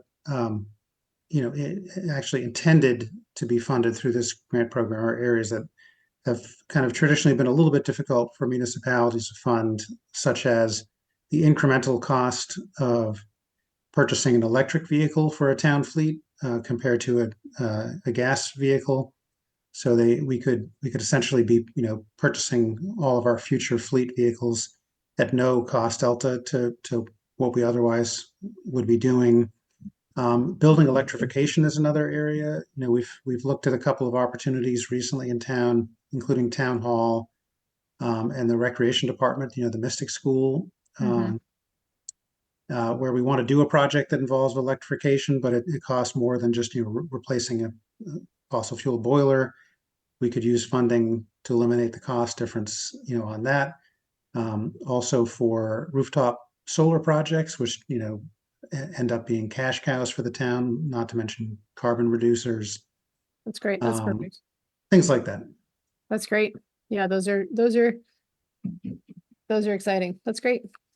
So it sounds like we just need to see the language. We've got time before town meeting to vote on this. I know you have a bunch of support on this board. I expect that we will vote favorably for it, but we'll have to do our due diligence and read the details. So we should reach out to you if we have questions or concerns, and otherwise we'll let you know how the vote goes when we probably meet next time. Great, thank you. I will forward the text for the warrant article shortly. Great, thank you, Ken. Good to Thank see you. you. Thanks. Good, thanks, everyone. Rick and Josh, thank you. Good, thank you. Thank you. Thanks all. Here. Good night. Bye-bye. Okay, so next on the list is to talk about North Main. The first thing we should do with North Main is probably run through comments that we got from legal. Taylor, does that seem like the best first stop here? Yep, that's fine. Have we Okay. seen any of these separately, or are these all new to all of us? I didn't see it. Okay, good. I just want to make sure I hadn't neglected to read some document. Yeah, nothing significant. These came in maybe it's very close to the vote.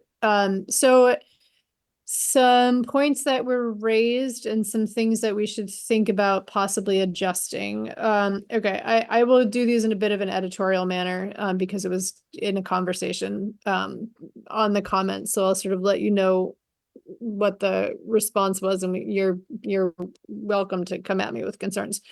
One of the points that was raised was whether or not so under our requirement that spaces be wired for EV vehicles, we have a requirement that I want to say 20%, I'll get some of these numbers wrong, 20% of parking spaces be EV ready. And he raised a question of whether or not we could require that for existing spaces, and ultimately didn't think that it would come up, that it would be a concern, or that it was something that we couldn't require. And my thought was to leave it in, because I think one of the goals for the bylaws of North Main is to set a high standard for sustainability. I don't think it's going to come up very often that we are requiring property owners to upheave spaces that would remain untouched otherwise. So I think leaving the expectation in place that 20% of parking spaces become EV ready is the right stance to take. I'm going to rattle through the 6 of them, and then we can kind of come back to them if we want to.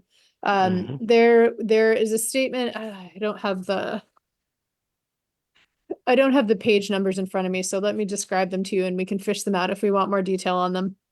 In the site review process, we have a step where we allow applicants or request that applicants hold a neighborhood meeting. There's a sentence fragment in the requirement or the process for creating a neighborhood meeting that states that they would do this with the assistance of the planning department. And he recommended that we remove the assistance of the planning department from that sentence. And that's one that we think probably should be removed just because it specifically prescribes an action on the part of the planning department that could be tricky just to define and to sort of uphold, and it may not be appropriate for every property. So that's a change that we may choose to make before we submit the motion or with the motion. There is he raised the concern of whether or not we could require the Historic Commission to review applications, sort of suggested that we were implying a sort of a level of involvement that we couldn't necessarily kind of require legally of a commission, and we opted. I thought it was better to leave that in there because I think it's really important that our properties that do trigger review by the Historic Commission be reviewed by the Historic Commission. So even if it doesn't technically have as much legal teeth as including it in the bylaw implies, I think that's correct for the town and the weight that the town puts on historic protection of historic resources. He raised a question about the synchronicity of the site plan review process and the special permitting process. We have a timeline suggested in the bylaw that the site plan review be completed within the public hearing. I'm going to get this wrong. The public hearing for the site plan review process be completed. I can't remember. I'm getting one of the words wrong. He wanted it commenced within 45 days. I think we have it happening within 45 days. While the special permit process is within 65 days. We're going to circle back to this. We're going to have Dieb clarify this. My impression is that this is the correct way to, even if it's out of sync with the rest of what we have written in the bylaws, where I believe we have the site plan review process and the special permitting process both happening in 65 days. I think one of the goals for North Main is to make the site plan review process sort of like less burdensome and less time consuming for applicants. So a 45-day process is shorter, which seems beneficial. And if they have to go through site plan and special permit, wrapping up site plan review in 45 days to potentially inform changes that could be made by the end of the special permitting process at 65 days seems smart. So even though it creates kind of a choreography problem with other parts of the bylaw across town, I think that one stays. There was a question of inclusionary housing payment in lieu, something that we hope to never actually enact, but if we do, we are working on creating rules around that will make sure that the payment is meaningful and is used correctly. And in the bylaw, we name an account that the comptroller is working to deactivate because it's not been an effective funding mechanism. So we need to essentially just remove the name of that account and replace it with a more appropriate description of where those funds should go. And then the last thing, if we're going to make changes, is to add a reference for properties that are non-conforming to refer to section 3.5. Okay, those are the 6 points that were brought up by the attorneys. EV parking, removing the planning department from the neighborhood meeting, enabling the historic or requiring the Historic Commission review properties, the 45-day, 65-day question for site plan reviews, special permitting, the inclusionary housing question, just changing the name of the account, and then adding 3.5 for properties that are variances. Is there anything people want to circle back to? So I think most of those are great. I think that the question about the Historical Commission is whether we can require them. I think that's a really important one. The Historical Commission, does that have a state mandate? If it does, then we can't ask them to do. Yes, it does. Yeah, so it's like we can't ask the Concom to do something that's not in their mandate. And therefore, if it's under the same sort of thing, we cannot require the historical commission to do something which isn't part of their mandate. Not to mention, I don't know if we reached out to the historical commission and asked them if they want to accept this extra burden. We did So, show them the bylaw and they accepted the section, including them as written. They said yeah, but I think legal might have a good point that we can't legally require them to do something they can't do. The design review committee is different because that's a construct of the town, I believe. And to be honest, I don't know. I don't know who is the root of who does the DRC? Where does it flow from? It doesn't flow from the planning board. Does it flow from the select board? It's it might be a select board. It might be a select board thing. So it may be that, if we follow this argument, we would need to go to the select board and ask them if it's okay if we give the DRC more duties, responsibilities. I think we need the DRC involved. I don't think we should take away their duties, and I don't think we should take away the duties of the historical. I'm not saying that at all, Nick. I'm merely saying from a legal perspective, we've always assumed that we could just simply sign up the DRC for whatever the planning board would want of them. But maybe we need to, dot our I's and cross our T's and say, if the DRC is a select board committee, then technically we can't ask them to do something without asking the select board first. That's all I'm saying is, let's just make sure this is all above board. I agree. I think the DRC should stay, but I think maybe we should follow town council's suggestion about the historical if it's not possible for us. I know have run into that problem with the Concom before when we wanted Concom to do something and they're like, hey, we can't. It's not part of our purview. So. I'd like to keep them suggesting that we can't. Sorry. I'm sorry, go ahead. Are you suggesting, Diab, that we can't ask them to do this review? And if they choose just not to do it, like already, if somebody takes too long to do a review, then it's assumed that they they didn't do it. I mean, can we ask, say, the historical commission will do this review, has 35 days to do this review or whatever, we've got the exact language. And if they don't do it, then it doesn't happen. I mean, right. It's just move on to the next I don't think we should take it away a priori. I mean, I think we should at least give them the shot of doing it. I think the key question is I believe, Carrie, the key question was whether we required them to be part of the process versus, did I get your statement wrong? Hold on, I may have gotten my statement wrong. I'm opening the Taylor, feel free to step in here if I'm botching it. I'm opening the document so I can read it to you.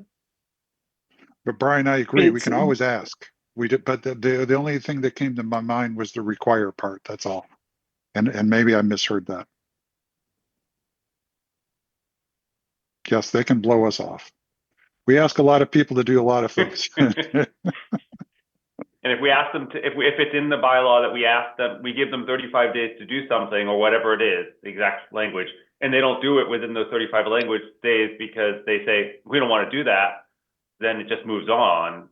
Whereas if they say, yes, we do want to take this on, but then they're allowed by the bylaw to do that. I feel like to remove, if we have no reference to them, they have no say they should be allowed. I agree that they should be allowed to do it. First off, there's no denial here. They can always express an opinion. We do not have to open the door to them to express an opinion. All committees and boards can express an opinion to us regardless of what's in our bylaw. It helps if we invite them. All I'm saying is, Okay. I agree completely, Nick. All I'm saying is there's no, it's not like they can't give us their input regardless. So but they won't know what's happening. Yeah, I mean, I think it's nice to have the language in our bylaw indicating we wish to have their participation. But if we don't have it in there, it's not like they can't tell us off. I mean, So- everyone has the right to tell us off. Yeah, so correct me if I'm wrong, Taylor, because his comments are not loading on the version that I opened. This is the historical review and the site plan review, right? That's correct. We can't, so the number number E 5. under 812.6E. A12, hold on, A12. It's a long bylaw. What page are you on? It's 17 for me. Okay. So just So- so that everyone is aware, the change is adding the words if applicable. Okay. So Can we shall see be that, please? reviewed. Can you screen share that? So Because historical review, it currently says all developments or redevelopments in the MSMD which propose a change to or demolition of an historic resource, see the table, shall be reviewed by the Historical Commission and are subject to the terms of Chapter 14 of the Winchester Code of Bylaws. The which is proposed demo demolition delay. of a building shall be reviewed for historical significance in accordance with Chapter 14, Section 3.1 of the town bylaws and subject to the procedures therein. No, I think we should keep that. I think I think it's an important emphasis.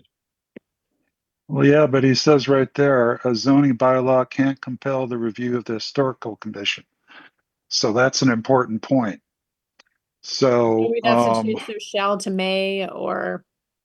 yeah, so I mean, that's the key. I mean, we Shall can, be can we, presented for review by the historical commission. That's fine. So I read this personally And if as they don't we- do it, if they don't Right. do it, they don't do it. That's how I read it. We are compelling our process to include Right. a request for review by historic commission, and if they say no, then Right. legally we can't compel them, but we can compel the application process to go through historic commission. but that's so, okay, so this It's a is weird delay. because what you're doing is you're saying that the applicant has to go before the historical commission. Right. I see the slowdown, but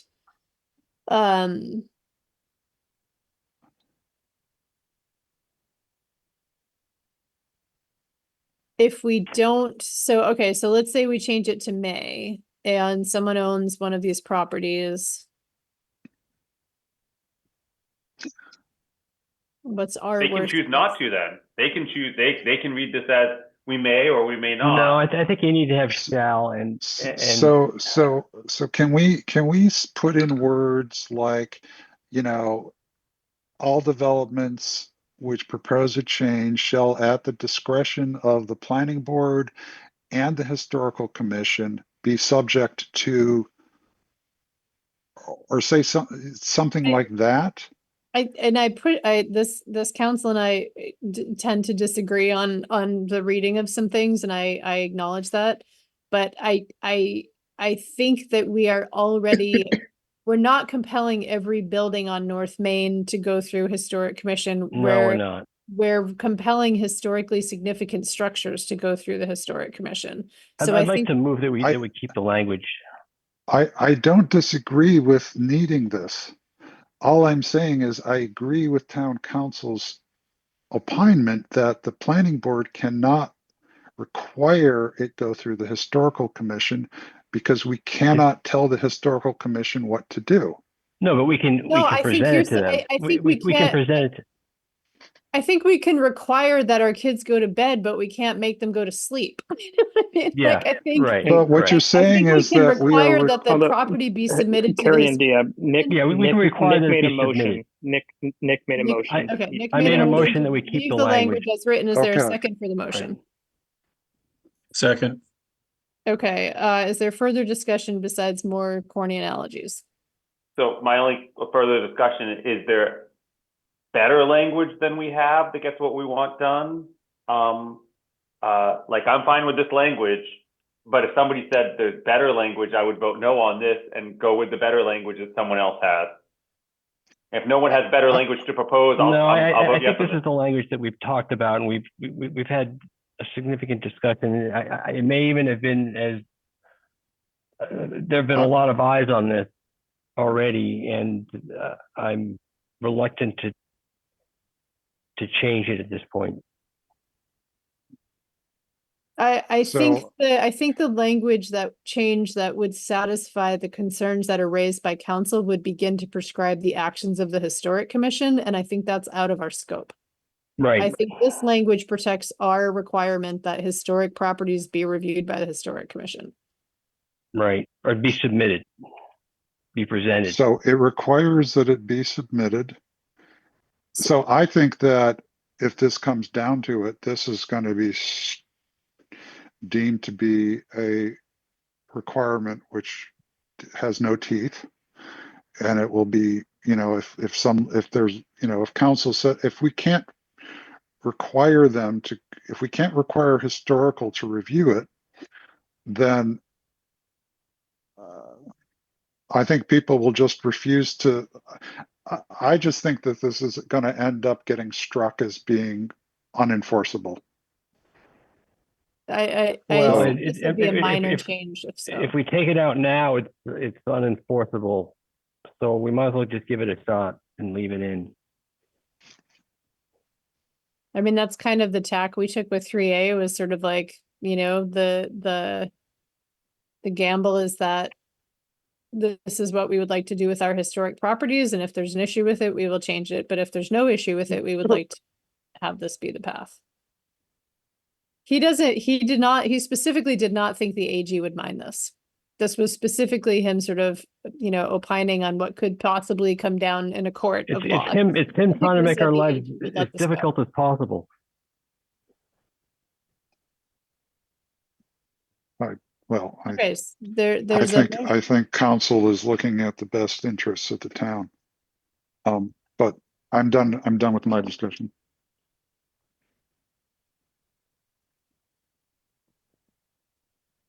I'd like to restate my motion to keep the language. Okay, we have a motion and a second to keep the language as is. If there's no further discussion, by roll call vote, Dieb, Nope. John, Yes. Nick, Yay, aye. Brian, Yeah. and I'm a yes as well. So 4-1, the motion passes to keep the language on the historic piece, intact as written. Okay, is there another issue that we would like to go back to? Does anyone want a refresher for the points raised by council? Yes, a refresher would be great. I'm Okay, sorry. so whether or not we can compel the 20% parking readiness for EV stations, we did the historic commission, removing the assistance for removing the planning department's assistance with creating neighborhood meetings as part of the site plan review process. That's one that I recommended we revisit. Could we Can we just do ask that right away? Taylor? Ask Taylor if he agrees with that. What are the other ones? Are there any other ones that have to do with DRC or historic? Inclusionary housing, reference to to 3.5 for properties that are variance, the site plan review process, special permitting process, and nope. Okay, I just want to make sure I'm here for those. Okay. So can we do the electric vehicle thing now? Yes, so the electric vehicle comment is on page 9. And the question that council raised, so we currently have it written as at least 20% of all parking spaces, including existing spaces, must be pre-wired for electrical vehicle charging stations, with an additional 20% equipped with active EV charging stations. A minimum of 1 pre-wired space and 1 active charging station must be provided on premise, except when fewer than 5 parking spaces are available, in which case no charging station is required. Council's concern was whether or not we could compel EV readiness for existing spaces. I understand his concern, and ultimately I felt like we will only see this if there's a significant change to the property, all of which will kind of, I don't know if we'll see this that often, and I think holding to the requirement that we're requiring 20% of parking spaces to be pre-wired will prevent kind of efforts to skirt that requirement. Go ahead. So I thought we were going to make them electric ready, but not actually have them run the. We were going to let them. Yeah, We were going to require pre-wired, them to that's what have we have. conduits. That's right. We have But- pre-wired, so we're requiring that those spaces that include 20% including existing spaces. So 20% of all parking spaces, including existing spaces, be pre-wired. Yeah. So here's my problem with that: is that if you pre-wire them, you are essentially, unless you can easily remove those wires, you are forcing today's technology onto spaces. So I thought we were going to make them wireable. Mhm. You know, it's just like, if for some Yeah. reason they're able to put in a faster charging station, they're going to have to rewire everything because they need to put in higher capacity cable. That's kind of what That's a separate issue from what town council has brought up. It is. I agree with you. I agree with you in terms of sticking with the original concept of the 20%, regardless if it's new or old. I had a question as I read this. It say 20% of all parking spaces, including existing. So we add if we have a parking lot with 80 spaces existing, and we're going to add 20 spaces. So 20% of that 100 is 20. Mhm. So are they just saying that of this lot, 20% have to be electric? So in comparison to you have 80 existing spaces and you add 10 spaces, now you have a total of 90. So you'd have to electrify 8 of the existing spaces in addition to all of the new spaces. So I don't know. Okay, so we decrease the parking requirements for these areas. So the odds of the parking going, I mean, if the building gets significantly larger and we're upheaving kind of the whole parking lot to do the project anyway, again, we're not really meant to be revisiting the 20%. That's something that we had No, I was decided. just trying to understand because the question here is existing. Are we including existing or not?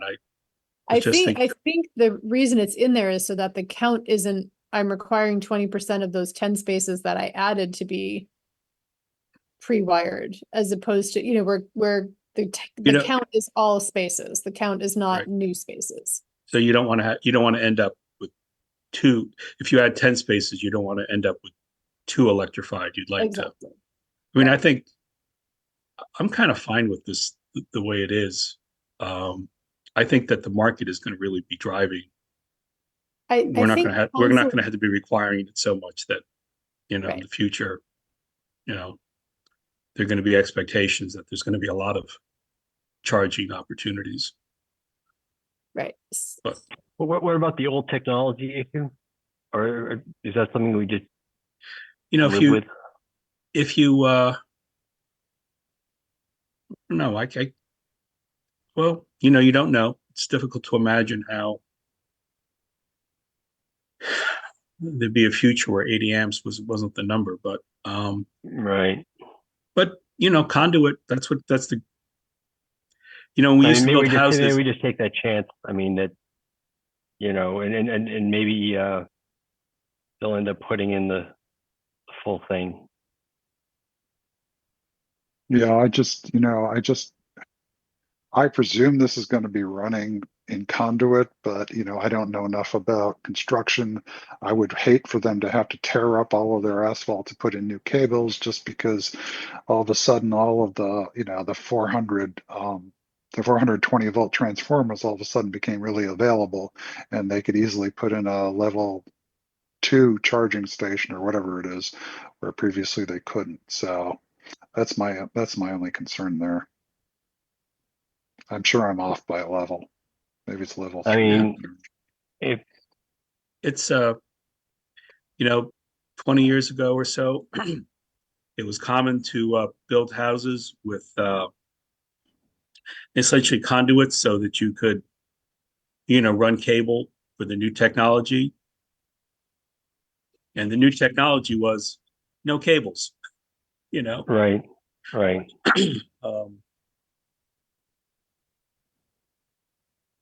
I'm I fine mean, with that this is language. Sorry, I thought you were done. Sorry. Just for expediency, we're really just discussing whether or not we're responding to council's comment to remove including existing spaces. Okay, I guess we want to Again, I what recommend. do we want to do? We want to keep it there. I move that we maintain the existing language. Okay. Is there a second? Second. Okay, and by roll call vote, Brian, Yes. Nick, Aye. John, I Dieb, Aye. and I'm an I as well. So thank you for that one. Okay, if we're go ahead. Could we ask our sustainability director as to which way he thinks we're going to go with the technology? Not until we get through the rest of tonight's agenda. This is just a note to our town planner. I know. Please. Yes, I know. I will shut up about it. No, it's a good point. We're at a lot of sort of flexible minutes and things move fast, but I think we have to just hold, we're just trying to let's- hold space for best sustainability options. I mean, it's the same And- discussion we had about the cracks, Yep. is this going to And be just so you know, Dieb, Ken wrote that section. Okay, well then I bow before Ken's superior knowledge. It's actually a And whole we can section clean on up- payment methods that was. We can clean up that all in the regulations. We can specify exactly what we want in the regulations. Okay, as long as we're not, yeah, okay. Yeah, no, he definitely I started. move that we remove with assistance from the planning department from review procedure 3. Is there a second? I'll second that, but I still Okay. had a question. Okay, is the question on that motion? This one, yeah. Yeah, go for it. The second, Taylor, you are our planning department. You okay with that being gone? I'm okay with it being gone only if there are other changes being made in the article. If this is the only change that we're making, then it's not worth changing anything. But if we're going to make another change, then yes, it makes sense. What's the other change? Stay tuned. The other So change. maybe you strike. remove this motion and we do this one last. Yeah, so we have to strike the name of the account on the inclusionary housing. That is also kind of a requirement, I think. So we do have to make a change. Oop, dog cameo. Hello. Why don't we do that one next then? Okay, so Yep. we do have a So motion and a Brian, second on- to answer your question, yes, this is a good idea to remove this. Okay, perfect. That's all. You had me at that. The concern that I had raised with it is that this is a step in the review procedure. So ultimately, if an application gets denied, it could go back to sort of like, you didn't assist me enough. It's hard to define. It may not apply to every property. So anyway, those were my thoughts around it. Any more discussion on the motion that's on the floor around removing this part of the sentence? Not for me. I would like to delay the vote on this until we know what other section of this we need to change. Okay. Because I want to make sure we get, yeah. Okay, we'll circle back to this. The other part that I had supported the change of personally, we can take these a little out of order. There is an account named in the payment in lieu under the inclusionary housing section. We name an account that has not been functioning very well that the comptroller is trying to phase out. We name the Winchester Affordable Housing Fund administered by the Select Board, and we should not make that. I believe we've already amended it. Fund administered. Oh, right. Yeah, that's a little bit too specific. Yeah. Well, it's specific to an account it's not the right account to refer to. Go ahead, DM. Can I suggest we just give it to the Affordable Housing Trust? Taylor, do you want to address there's legality questions around that. Yeah, it's not clear if the Affordable Housing Trust has the authority to receive the money depending on how it's classified. It's depending on if it's a gift or not. How the Affordable Housing Trust can't receive a gift, but or can only receive a gift. I can't remember which one it is. Affordable Housing Trust I think it's gifts, but contractors aren't gifting these; they're compelled to give them. So this fund that's So listed what? here is the way to. Yeah, what we're able to do with section 53K is a new section that was introduced, or is a new written section from just last fall that allows us to dedicate it to the Affordable Housing Trust if we choose, once it's submitted to us. So we can put this money towards the Affordable Housing Trust, and then it can only be used for the Affordable Housing Trust.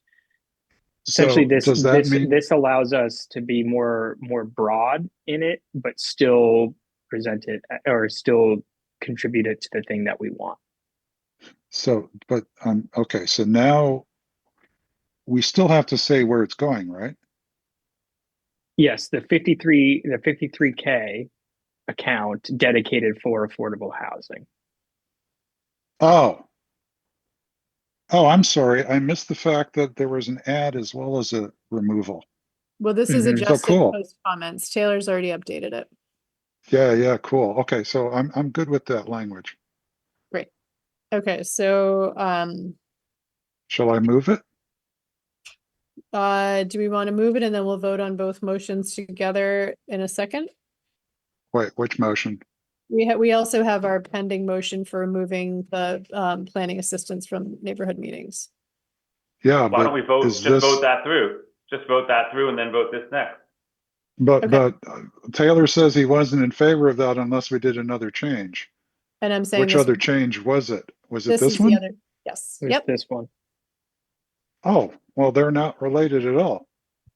So he's just saying if we have to go through sort of the acrobatics of adjusting I'm blanking on the word, a motion before we print the, I mean, we're kind of in process since we've already submitted the bylaw. So ahead of the motion, we're making changes to it. So if we're going to do that at all, let's do both of these things. And if we're not going to do that, let's submit the bylaw as approved at our last meeting as a motion. But I think we have to change because this is wrong. Okay, because we've already approved changes, so we've already started that ball downhill. No, we haven't, because we haven't voted. We voted to not make changes to the Historic Commission passage and to the EV parking passage. So we are pending a vote on removing the assistance. Sorry. Yep. I got it. I'm behind. It's okay. Don't worry. It's very confusing. So I will move that we adopt the amended language as shown on C, payment in lieu of on-site affordable units, where the payment shall be made into a fund administered under General Law, Chapter 44, Section 53K, and shall be dedicated for the purposes set forth herein. Fabulous. Herein, sorry. Second. Great. Is there a second? Second. Thank you, Brian. And roll call vote, John? Yes. Nick? Aye. Brian? Aye. Dieb? Yep. And I'm an aye as well. And then do we want to vote on the removal of assistance from the planning board for neighborhood meetings? What's the recommendation there? Let's vote. Recommendation is to strike with assistance from the planning department from the neighborhood meeting step of the site. And how do we feel? That Taylor had thought we should. We just discussed that, and my suggestion was that we remove it because it compels him. Right. Okay. Okay. And we have a motion in a second, so. Yep. We postpone the vote, and we are now taking it by roll call. Brian. Aye. Dieb. Yep. John, Nick, Aye. and I'm an I as well. So those two pass as changes that we will need to submit as part of the motion. And we will get guidance from the moderator on how to do that. So the other thing, since I we're don't making think, for what it's worth, I don't think the select board has approved the warrant yet. So we might be able to just, because they haven't voted, they're gonna vote it, at their next meeting, I believe. It closed, but they haven't voted it yet. So I don't know that we'll need to go to the moderator necessarily, maybe, but. Okay, well, whatever can happen would be great. So the other two things that we did not fully vet here is the question about whether we should synchronize the site plan review and the special permit process. My information stream tells me Diab suggested that change. So Diab, do you want to speak to that at all, or do we want to? Yeah, for some reason, I keep the shared screen keeps going away from me. I don't know if that's what everyone else is seeing, but Yeah. and Okay, now it's there it is. back. Yeah. I Okay, keep hiding it so because I keep scrolling around and I don't want to give you guys like motion sickness. Appreciate it. I appreciate that. So we're down at number 7. Okay, so this originally was 35 days. And I thought 45 days made more sense because we were giving our advisory committees 35 days. And if we started this 35 days, we wouldn't have time to read their advice if they waited until day 35 to submit it. So I suggested we move this to 45 instead of 35. So it actually had nothing to do with a accelerated site plan review. But this is actually independent of site plan review or SP or special permit, right? Well, this is a step in the site plan review process. Oh, can you scroll to the top so I can actually see what this section is? It's I'm confused now. This is, no, keep going even But further. Section D, site Review plan procedure for what? development This is review. a development review. Okay. So I agree with you, Carrie, that I had this brilliant idea that we should move it up, that we You should should be move it happy to up get so things we done can at the get end of it the day. done faster. Right. So I think I'm okay with 45 days because I don't think we should be thinking about this throughout that whole time. So all we have to do is, so I agree with the word commence. I think that's the right word. So we should commence it. And that gives us, enough time all it says is we have to start it earlier. And I think that's fine.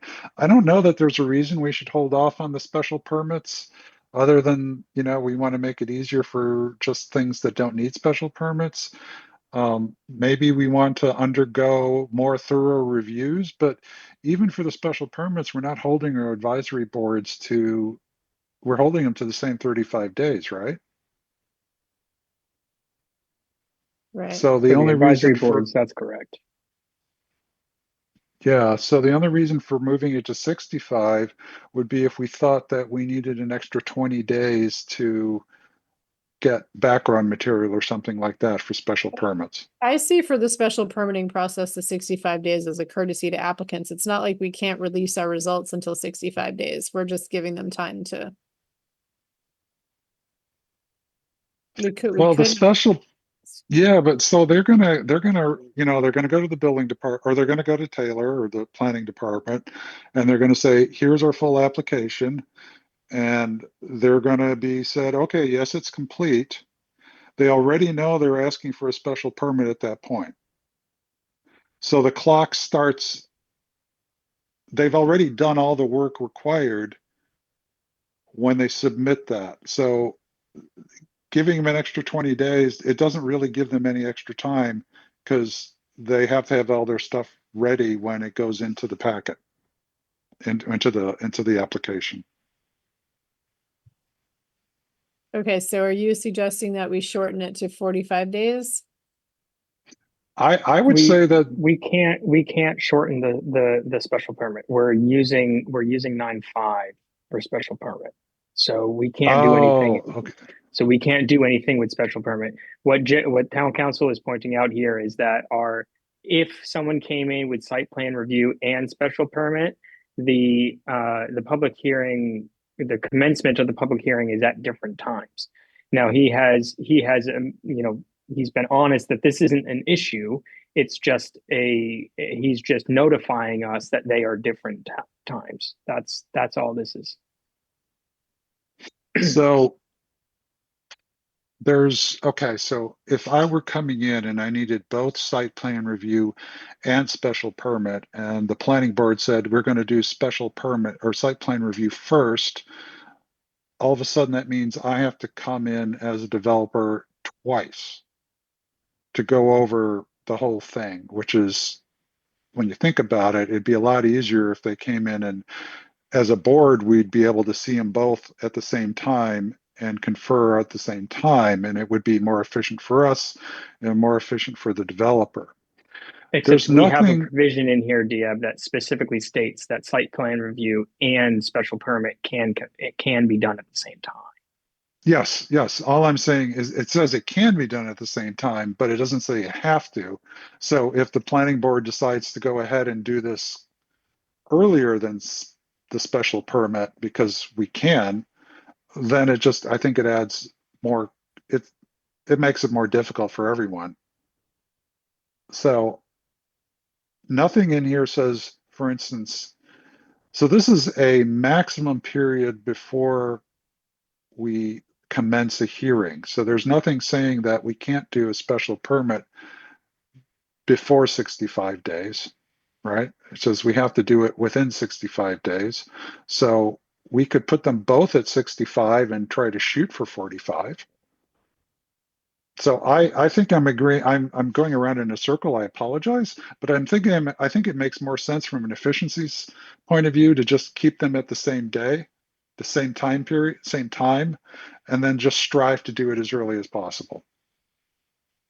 That was council's suggestion, and I at the time disagreed, thinking Diab had come up with this brilliant streamlined process, but as I have misrepresented him, I am okay being wrong. It was a brilliant idea. I'll hold on to that in any case. Okay, so this would be one more change before we finalize the motion. So are we moving to make the adjustment to the site plan review process to make it a 65-day window? I would make that motion. Is there a second? Second. Okay, any further discussion? Okay, by roll call, Brian, Aye. John, Aye. Diab, Aye. and Nick. Aye. And I'm an aye as well, so that one passes unanimously. We are now making 3 changes. So since we're making 3 changes, the 4th change, if we were going to make changes, is to, I'm going to totally botch where this is. Taylor, do you want to direct us? Adding a reference to 3.5 for properties that are non-conforming. Where does that go? I don't remember. I'm going to stop sharing my screen again. Just a warning. Okay. Wait, where did the screen share go? Just kidding. That welcome screen share. Okay, so it's under dimensional standards. The intent is to just confirm pre-existing non-conforming structures. This is something that is already in the bylaw. It's just something that could be duplicated here.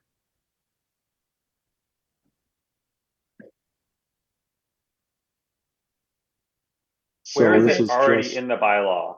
Where the reason I ask, if it's already in the bylaw somewhere else. Oh, sorry, I meant our zoning bylaw. So 3.5 already exists. It's just pointing to it. Sorry. Thank you for the clarification.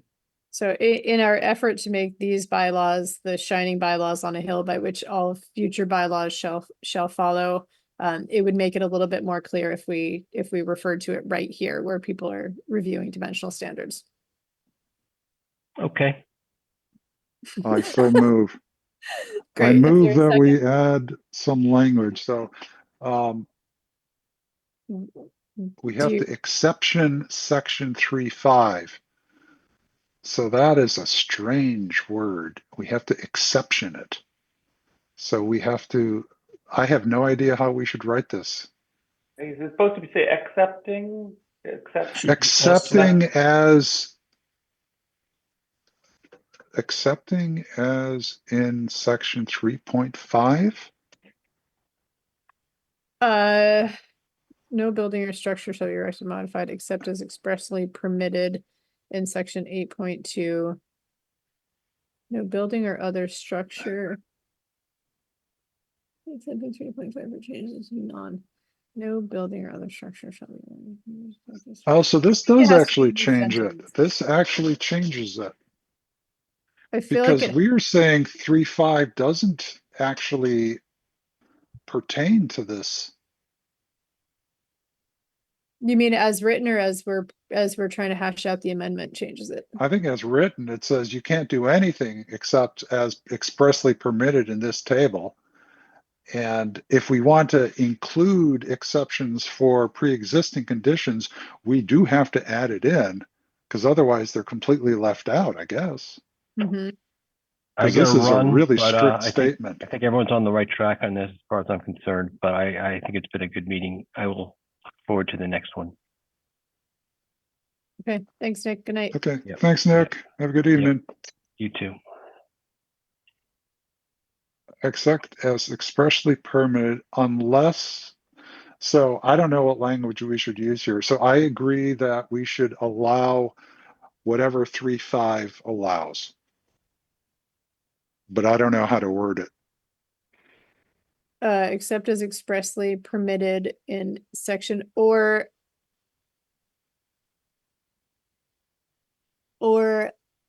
as accepted by section 3, but I don't know. That's Would you be comfortable with me working with Jay to come up with a few words here? Yes. Put in. Yep. Okay. So is We can vote on there, that. I think we would like to make a motion to accept council's language in creating a reference in the dimensional standard sentence to section 3.5. Yeah, so I would, go ahead, Brian. My question is twofold. Is 3.5 already part of this bylaw, just not explicitly written?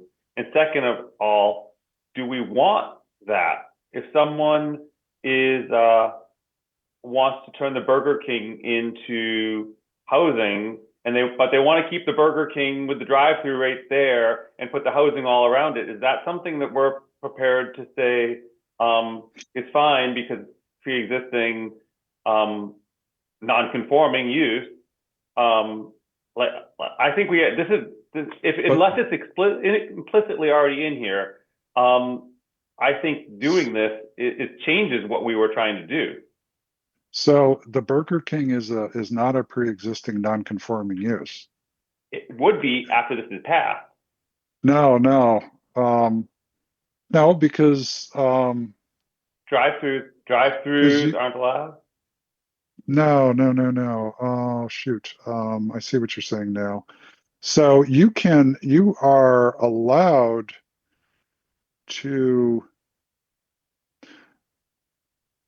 So I think it would be really bizarre to have a Burger King attach housing to a drive-through Burger King. I'm gonna look into it So again. maybe the point, pre-existing non-conforming structures. So there is, if we look at 3.5, maybe we should look at 3.5 and understand what it allows and what it doesn't allow, because it really is fairly constrictive. Constricting? This is not a boa constrictor. Restrictive. Yeah, so, okay, so we don't have to worry about 3.5.1. That's the standard non-conforming structures. So we have a lot of leeway. It's not like they can come in and do it. They have to get a special permit to do it. Right? If it's non-conforming, then any change you make has to go through review. So maybe they come up with a brilliant idea of adding housing to our Burger King. And so the planning board says, yeah, that's a great idea. But Nope. it has to, it's not like you get a free ride. But wouldn't they get a free ride though if they were not doing, if the nonconformity had no change to make it changing its nonconformance, I don't know if that's the right word, then on what grounds, if they wanted to put 3 stories of housing on top of the Burger King, on what grounds could anybody say, no, you can't do that? I don't think that you could say no. But we want three floors of housing over commercial there, don't we? Do we want to drive through Burger King there though? So Drive-throughs is not allowed. So it's the drive-through that you don't like. It's Or I an understand that's what an you're saying. example. Yeah, no, I get you. I was trying to focus on something else. So, so it's a change of use, but it's a change of use to something which is allowed. We'd have to go to, but it would,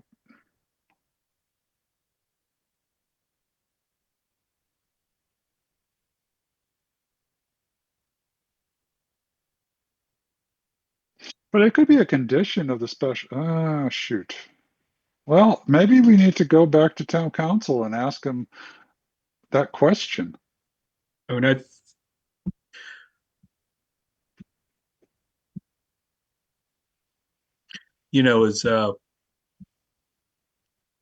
when you thought about putting residential spaces above the Burger King, my first thought was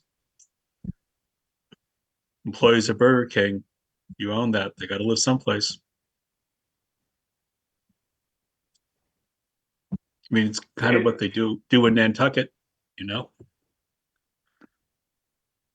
It's worth considering.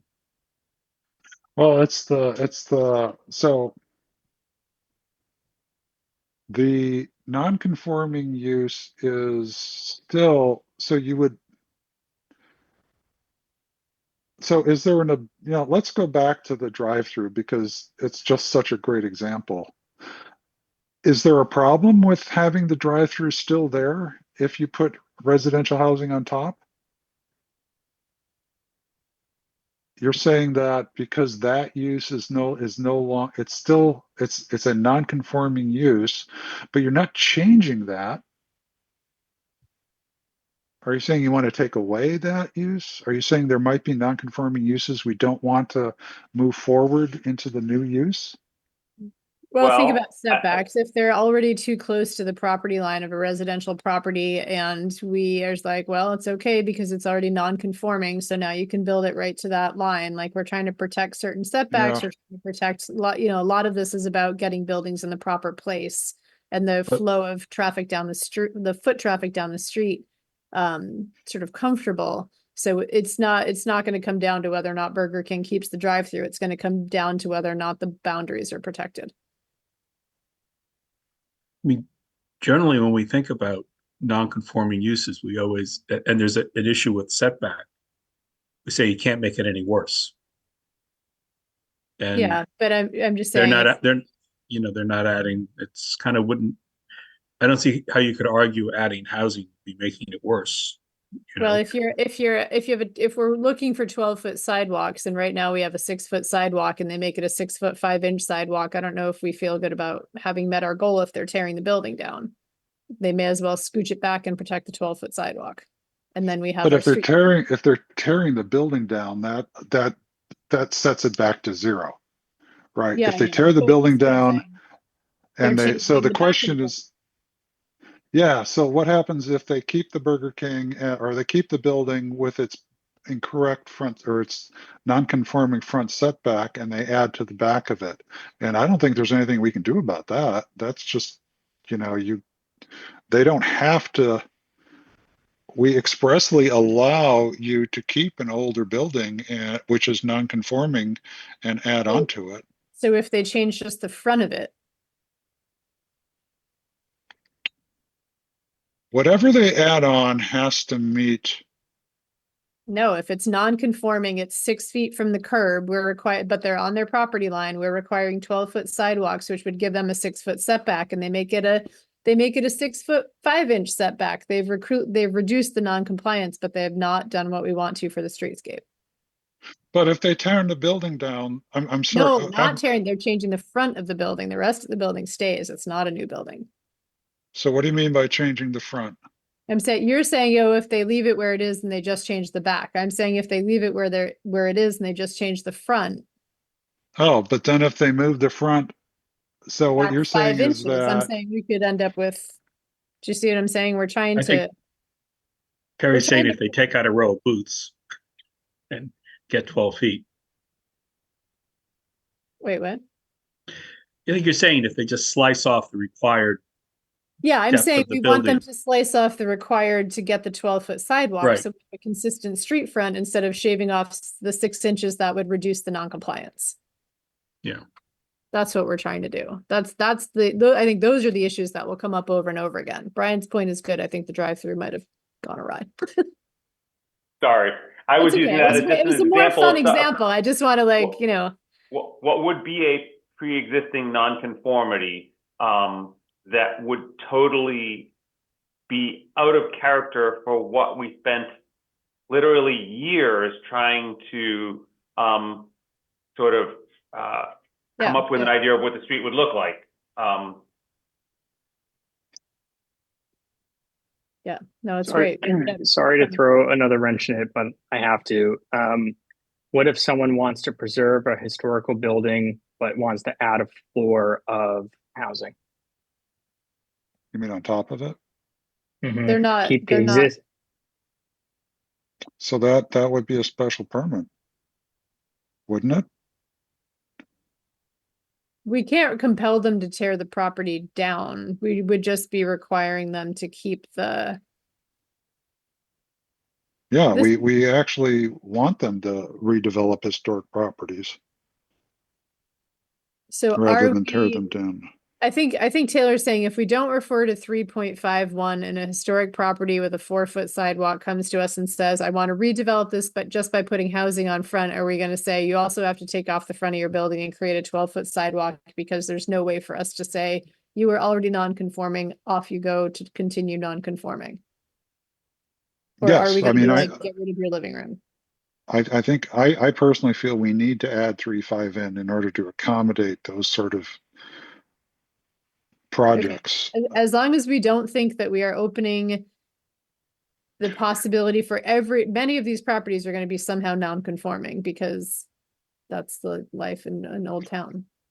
Yeah, but I'm trying to so this is where I'm trying to come up with a scenario where we would end up with something which we don't want. So changing the front of your property by just moving it back. So let's say you have a historic property that's too close to the front line, to the front, and you want to build on top of it, but somehow you're going to remove, let's say, some horrible addition that was put on the front 20 years ago. And so you remove that addition, but you're still not at the 12 feet. But you still are sort of at the historic front of the building prior to this horrible addition. Mm-hmm. I think you would, so the question is that, where does that fall under these really tiny print? Let me go grab a browser which I can read. So are you wondering where it falls under 3.5 or if we don't point to 3.5? Yes. I'm trying to understand how you would, I mean, I understand your concerns, and I'm trying to figure out, is there something in 3.5 which addresses your concerns, or is there indeed a hole? It's lawfully in existence because there it is doing its thing. So it says, okay, under 353, under non-conforming structures, I don't know if that's on your screen. Yeah, it's in tiny print. the Board of Appeals may grant a special permit to reconstruct, etc., in accordance only if it determines such, etc., will not be substantially more detrimental to the neighborhood. The following types of changes may be considered: reconstructed, extended, or structurally changed, altered to provide for a substantially different purpose. So, all non-conforming structures fall under 3.5, and it is not a given that a non-conforming structure can get a special permit to do it. So we would have substantial, but not more detrimental than the existing non-conforming use. So it's probably not more detrimental if they push the front back by 5 feet or 3 feet. It's not exactly what we want. Oh no, I'm reading the wrong one. Yeah, I'm sorry. Those are uses. Yeah, so if 353 gives the board a lot of leeway, you can just refuse to grant the special permit if you don't think it goes far enough. But again, if it's a non-conforming structure which is historical and you want to maintain it, then you're going to have to allow some sort of leeway. But if it's a non-conforming structure that you think really needs to be completely redeveloped, then you can not give the special permit under 353.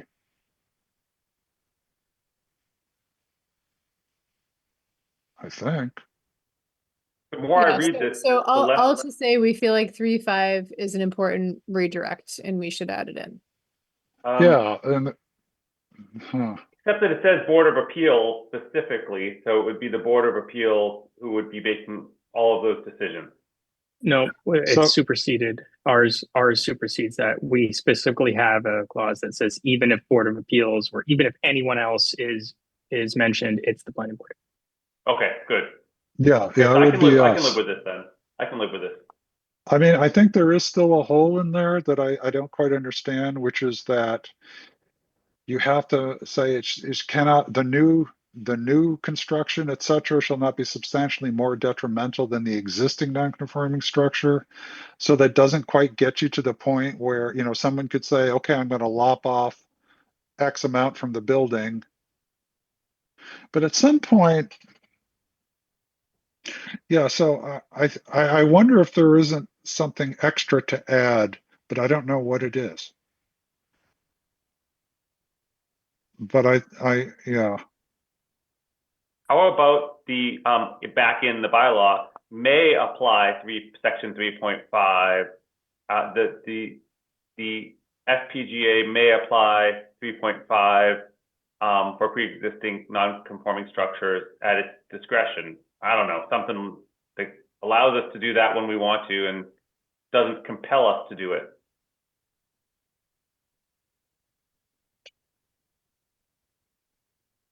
I do also want to note that Jay is presenting this as a question, not a requirement. But so I think we don't, I mean, the key, do we have anything else in here which talks about non-conforming structures? No. So I think, yeah, so I mean, my reading of this is it says, my plain reading of the existing language says you can't do anything other than what's according to this table. So you can't extend a non-conforming, no building shall be erected, altered, or modified except as expressly permitted in this way. So it pretty much says that you can't change an existing building unless it meets all the new dimensional requirements, which means you can't alter a non-conforming building. So I think we need 3.5 in there. I would go with whatever language Jay would suggest for it. And then I think, Brian, it would be really useful to come up with a hypothetical which we can move through 3.5 and see if it answers if it meets your concerns. If it doesn't, then we have to come up with some language that maybe we can add at town meeting as an amendment. Yeah. but I don't don't know know. how to do that.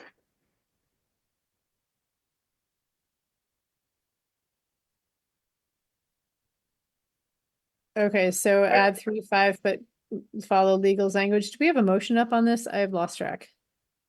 I will make a motion, just so it's there, that we ask that we include language we include language from town council which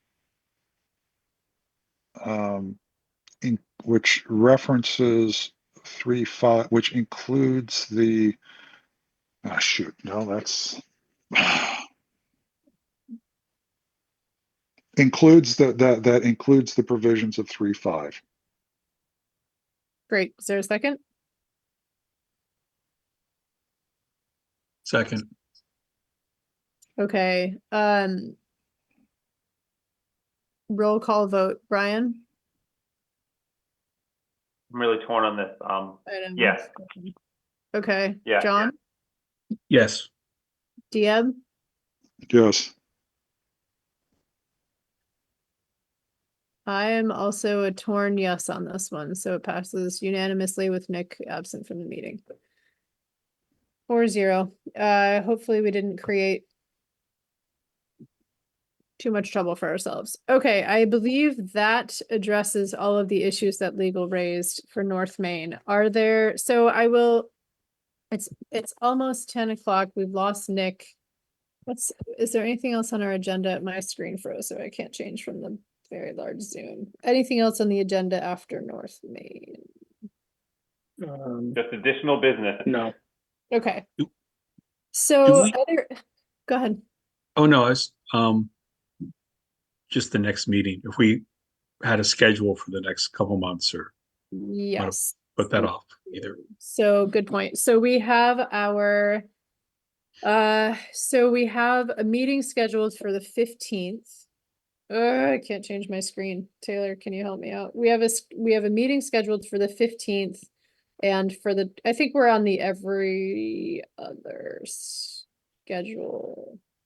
No, that's not true. We have a meeting scheduled for the 15th. That was going to be an public hearing, but it's going to become an I'm info happy to session. walk through this, Carrie. If you Okay, thank you. I appreciate it. Okay, so we were originally going to have two public hearings on the 15th and 29th. We've been asked just to hold a single public hearing. So we're going to have a information session as of right now, unless you guys want to change it. We're going to have an information session on the 15th, so that won't be a planning board meeting unless we feel like we need one. And then a public hearing on the 29th. So that's October. The 29th meeting, we will need a quorum, so we will need to have everyone here, but you won't be voting on anything. It'll just be me and Michael presenting to the public. And if anyone in the public wants to ask planning board questions, you have to be here to answer them. But you'll also have me and Michael here. For November, town meeting is on the 7th. We will have a scheduled planning board meeting an hour before every town meeting day. So that's the 7th, the 11th. It's the Mondays. Except the 11th is a holiday. So Oh. it's the 7th, the 14th, the 18th, and 21st. And we sometimes use that hour before every town meeting. We sometimes don't, but they are scheduled. We will at least need the one on the 7th because that's the most important one. That's just an hour or two before we present our article. So we do need that hour before town meeting. We can I have marked a planning board meeting down for Wednesday, November 6th. I know that it's awkward. We can decide to, because we're not used to that, we can decide to change that or if we want, but that would be our last possible chance to meet to have a full meeting before town meeting. I haven't posted that or anything. I just have it down on the schedule. So if we want to use it, we can. If we don't, totally fine with me. But we should not meet on the 5th because that is election night, and we should not use that night as a meeting night. So unless we have a stack of petitions, I am going to suggest that we hope that one does not end up happening, but I do think we're going to need to meet on the 15th and the 29th in October. The 15th, I am going to set, so we need to settle design guidelines, and I would like them, I think we will ultimately approve those both for 3A and for North Main as a board, so they don't need to go to town meeting, but we have promised it would be wrapped up in its final draft form by town meeting. So I didn't get it done for tonight, but I would like to organize a document that helps us prioritize which hills we will die on for design guidelines, so that we can have a sort of productive and focused discussion and move through that material. So I would like to tackle that on the 15th. It may just be that discussion, and then the 29th, there's a chance that we're going to be asked to, we were asked by sustainability, Ken Pruitt being, ever the early bird and the very organized, we will probably be asked to weigh in on more things as we get closer. So we're going to need time to decide what we're going to support at town meeting. That is also our open hearing, so we need quorum anyway, so we should meet at that one. And that will be our time to wrap up information for town meeting. So I think that we will end up meeting 3 times in October and hopefully just before town meeting for November. December, we may just all go into hibernation, but we'll see what happens. So the only thing I might add is if this board wishes to co-sponsor the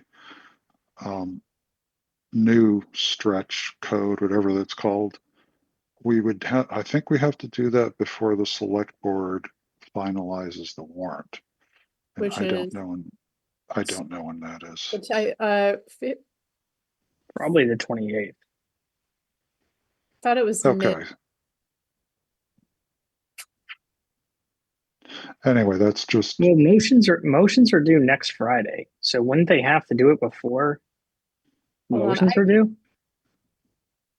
yeah, it may be that it's not, the timeline doesn't work for us if the board, I don't know if the board wants to co-sponsor it or not, but we won't be able to talk about this until the 16th or whatever 2 weeks from today is. 15th, yeah. 15th.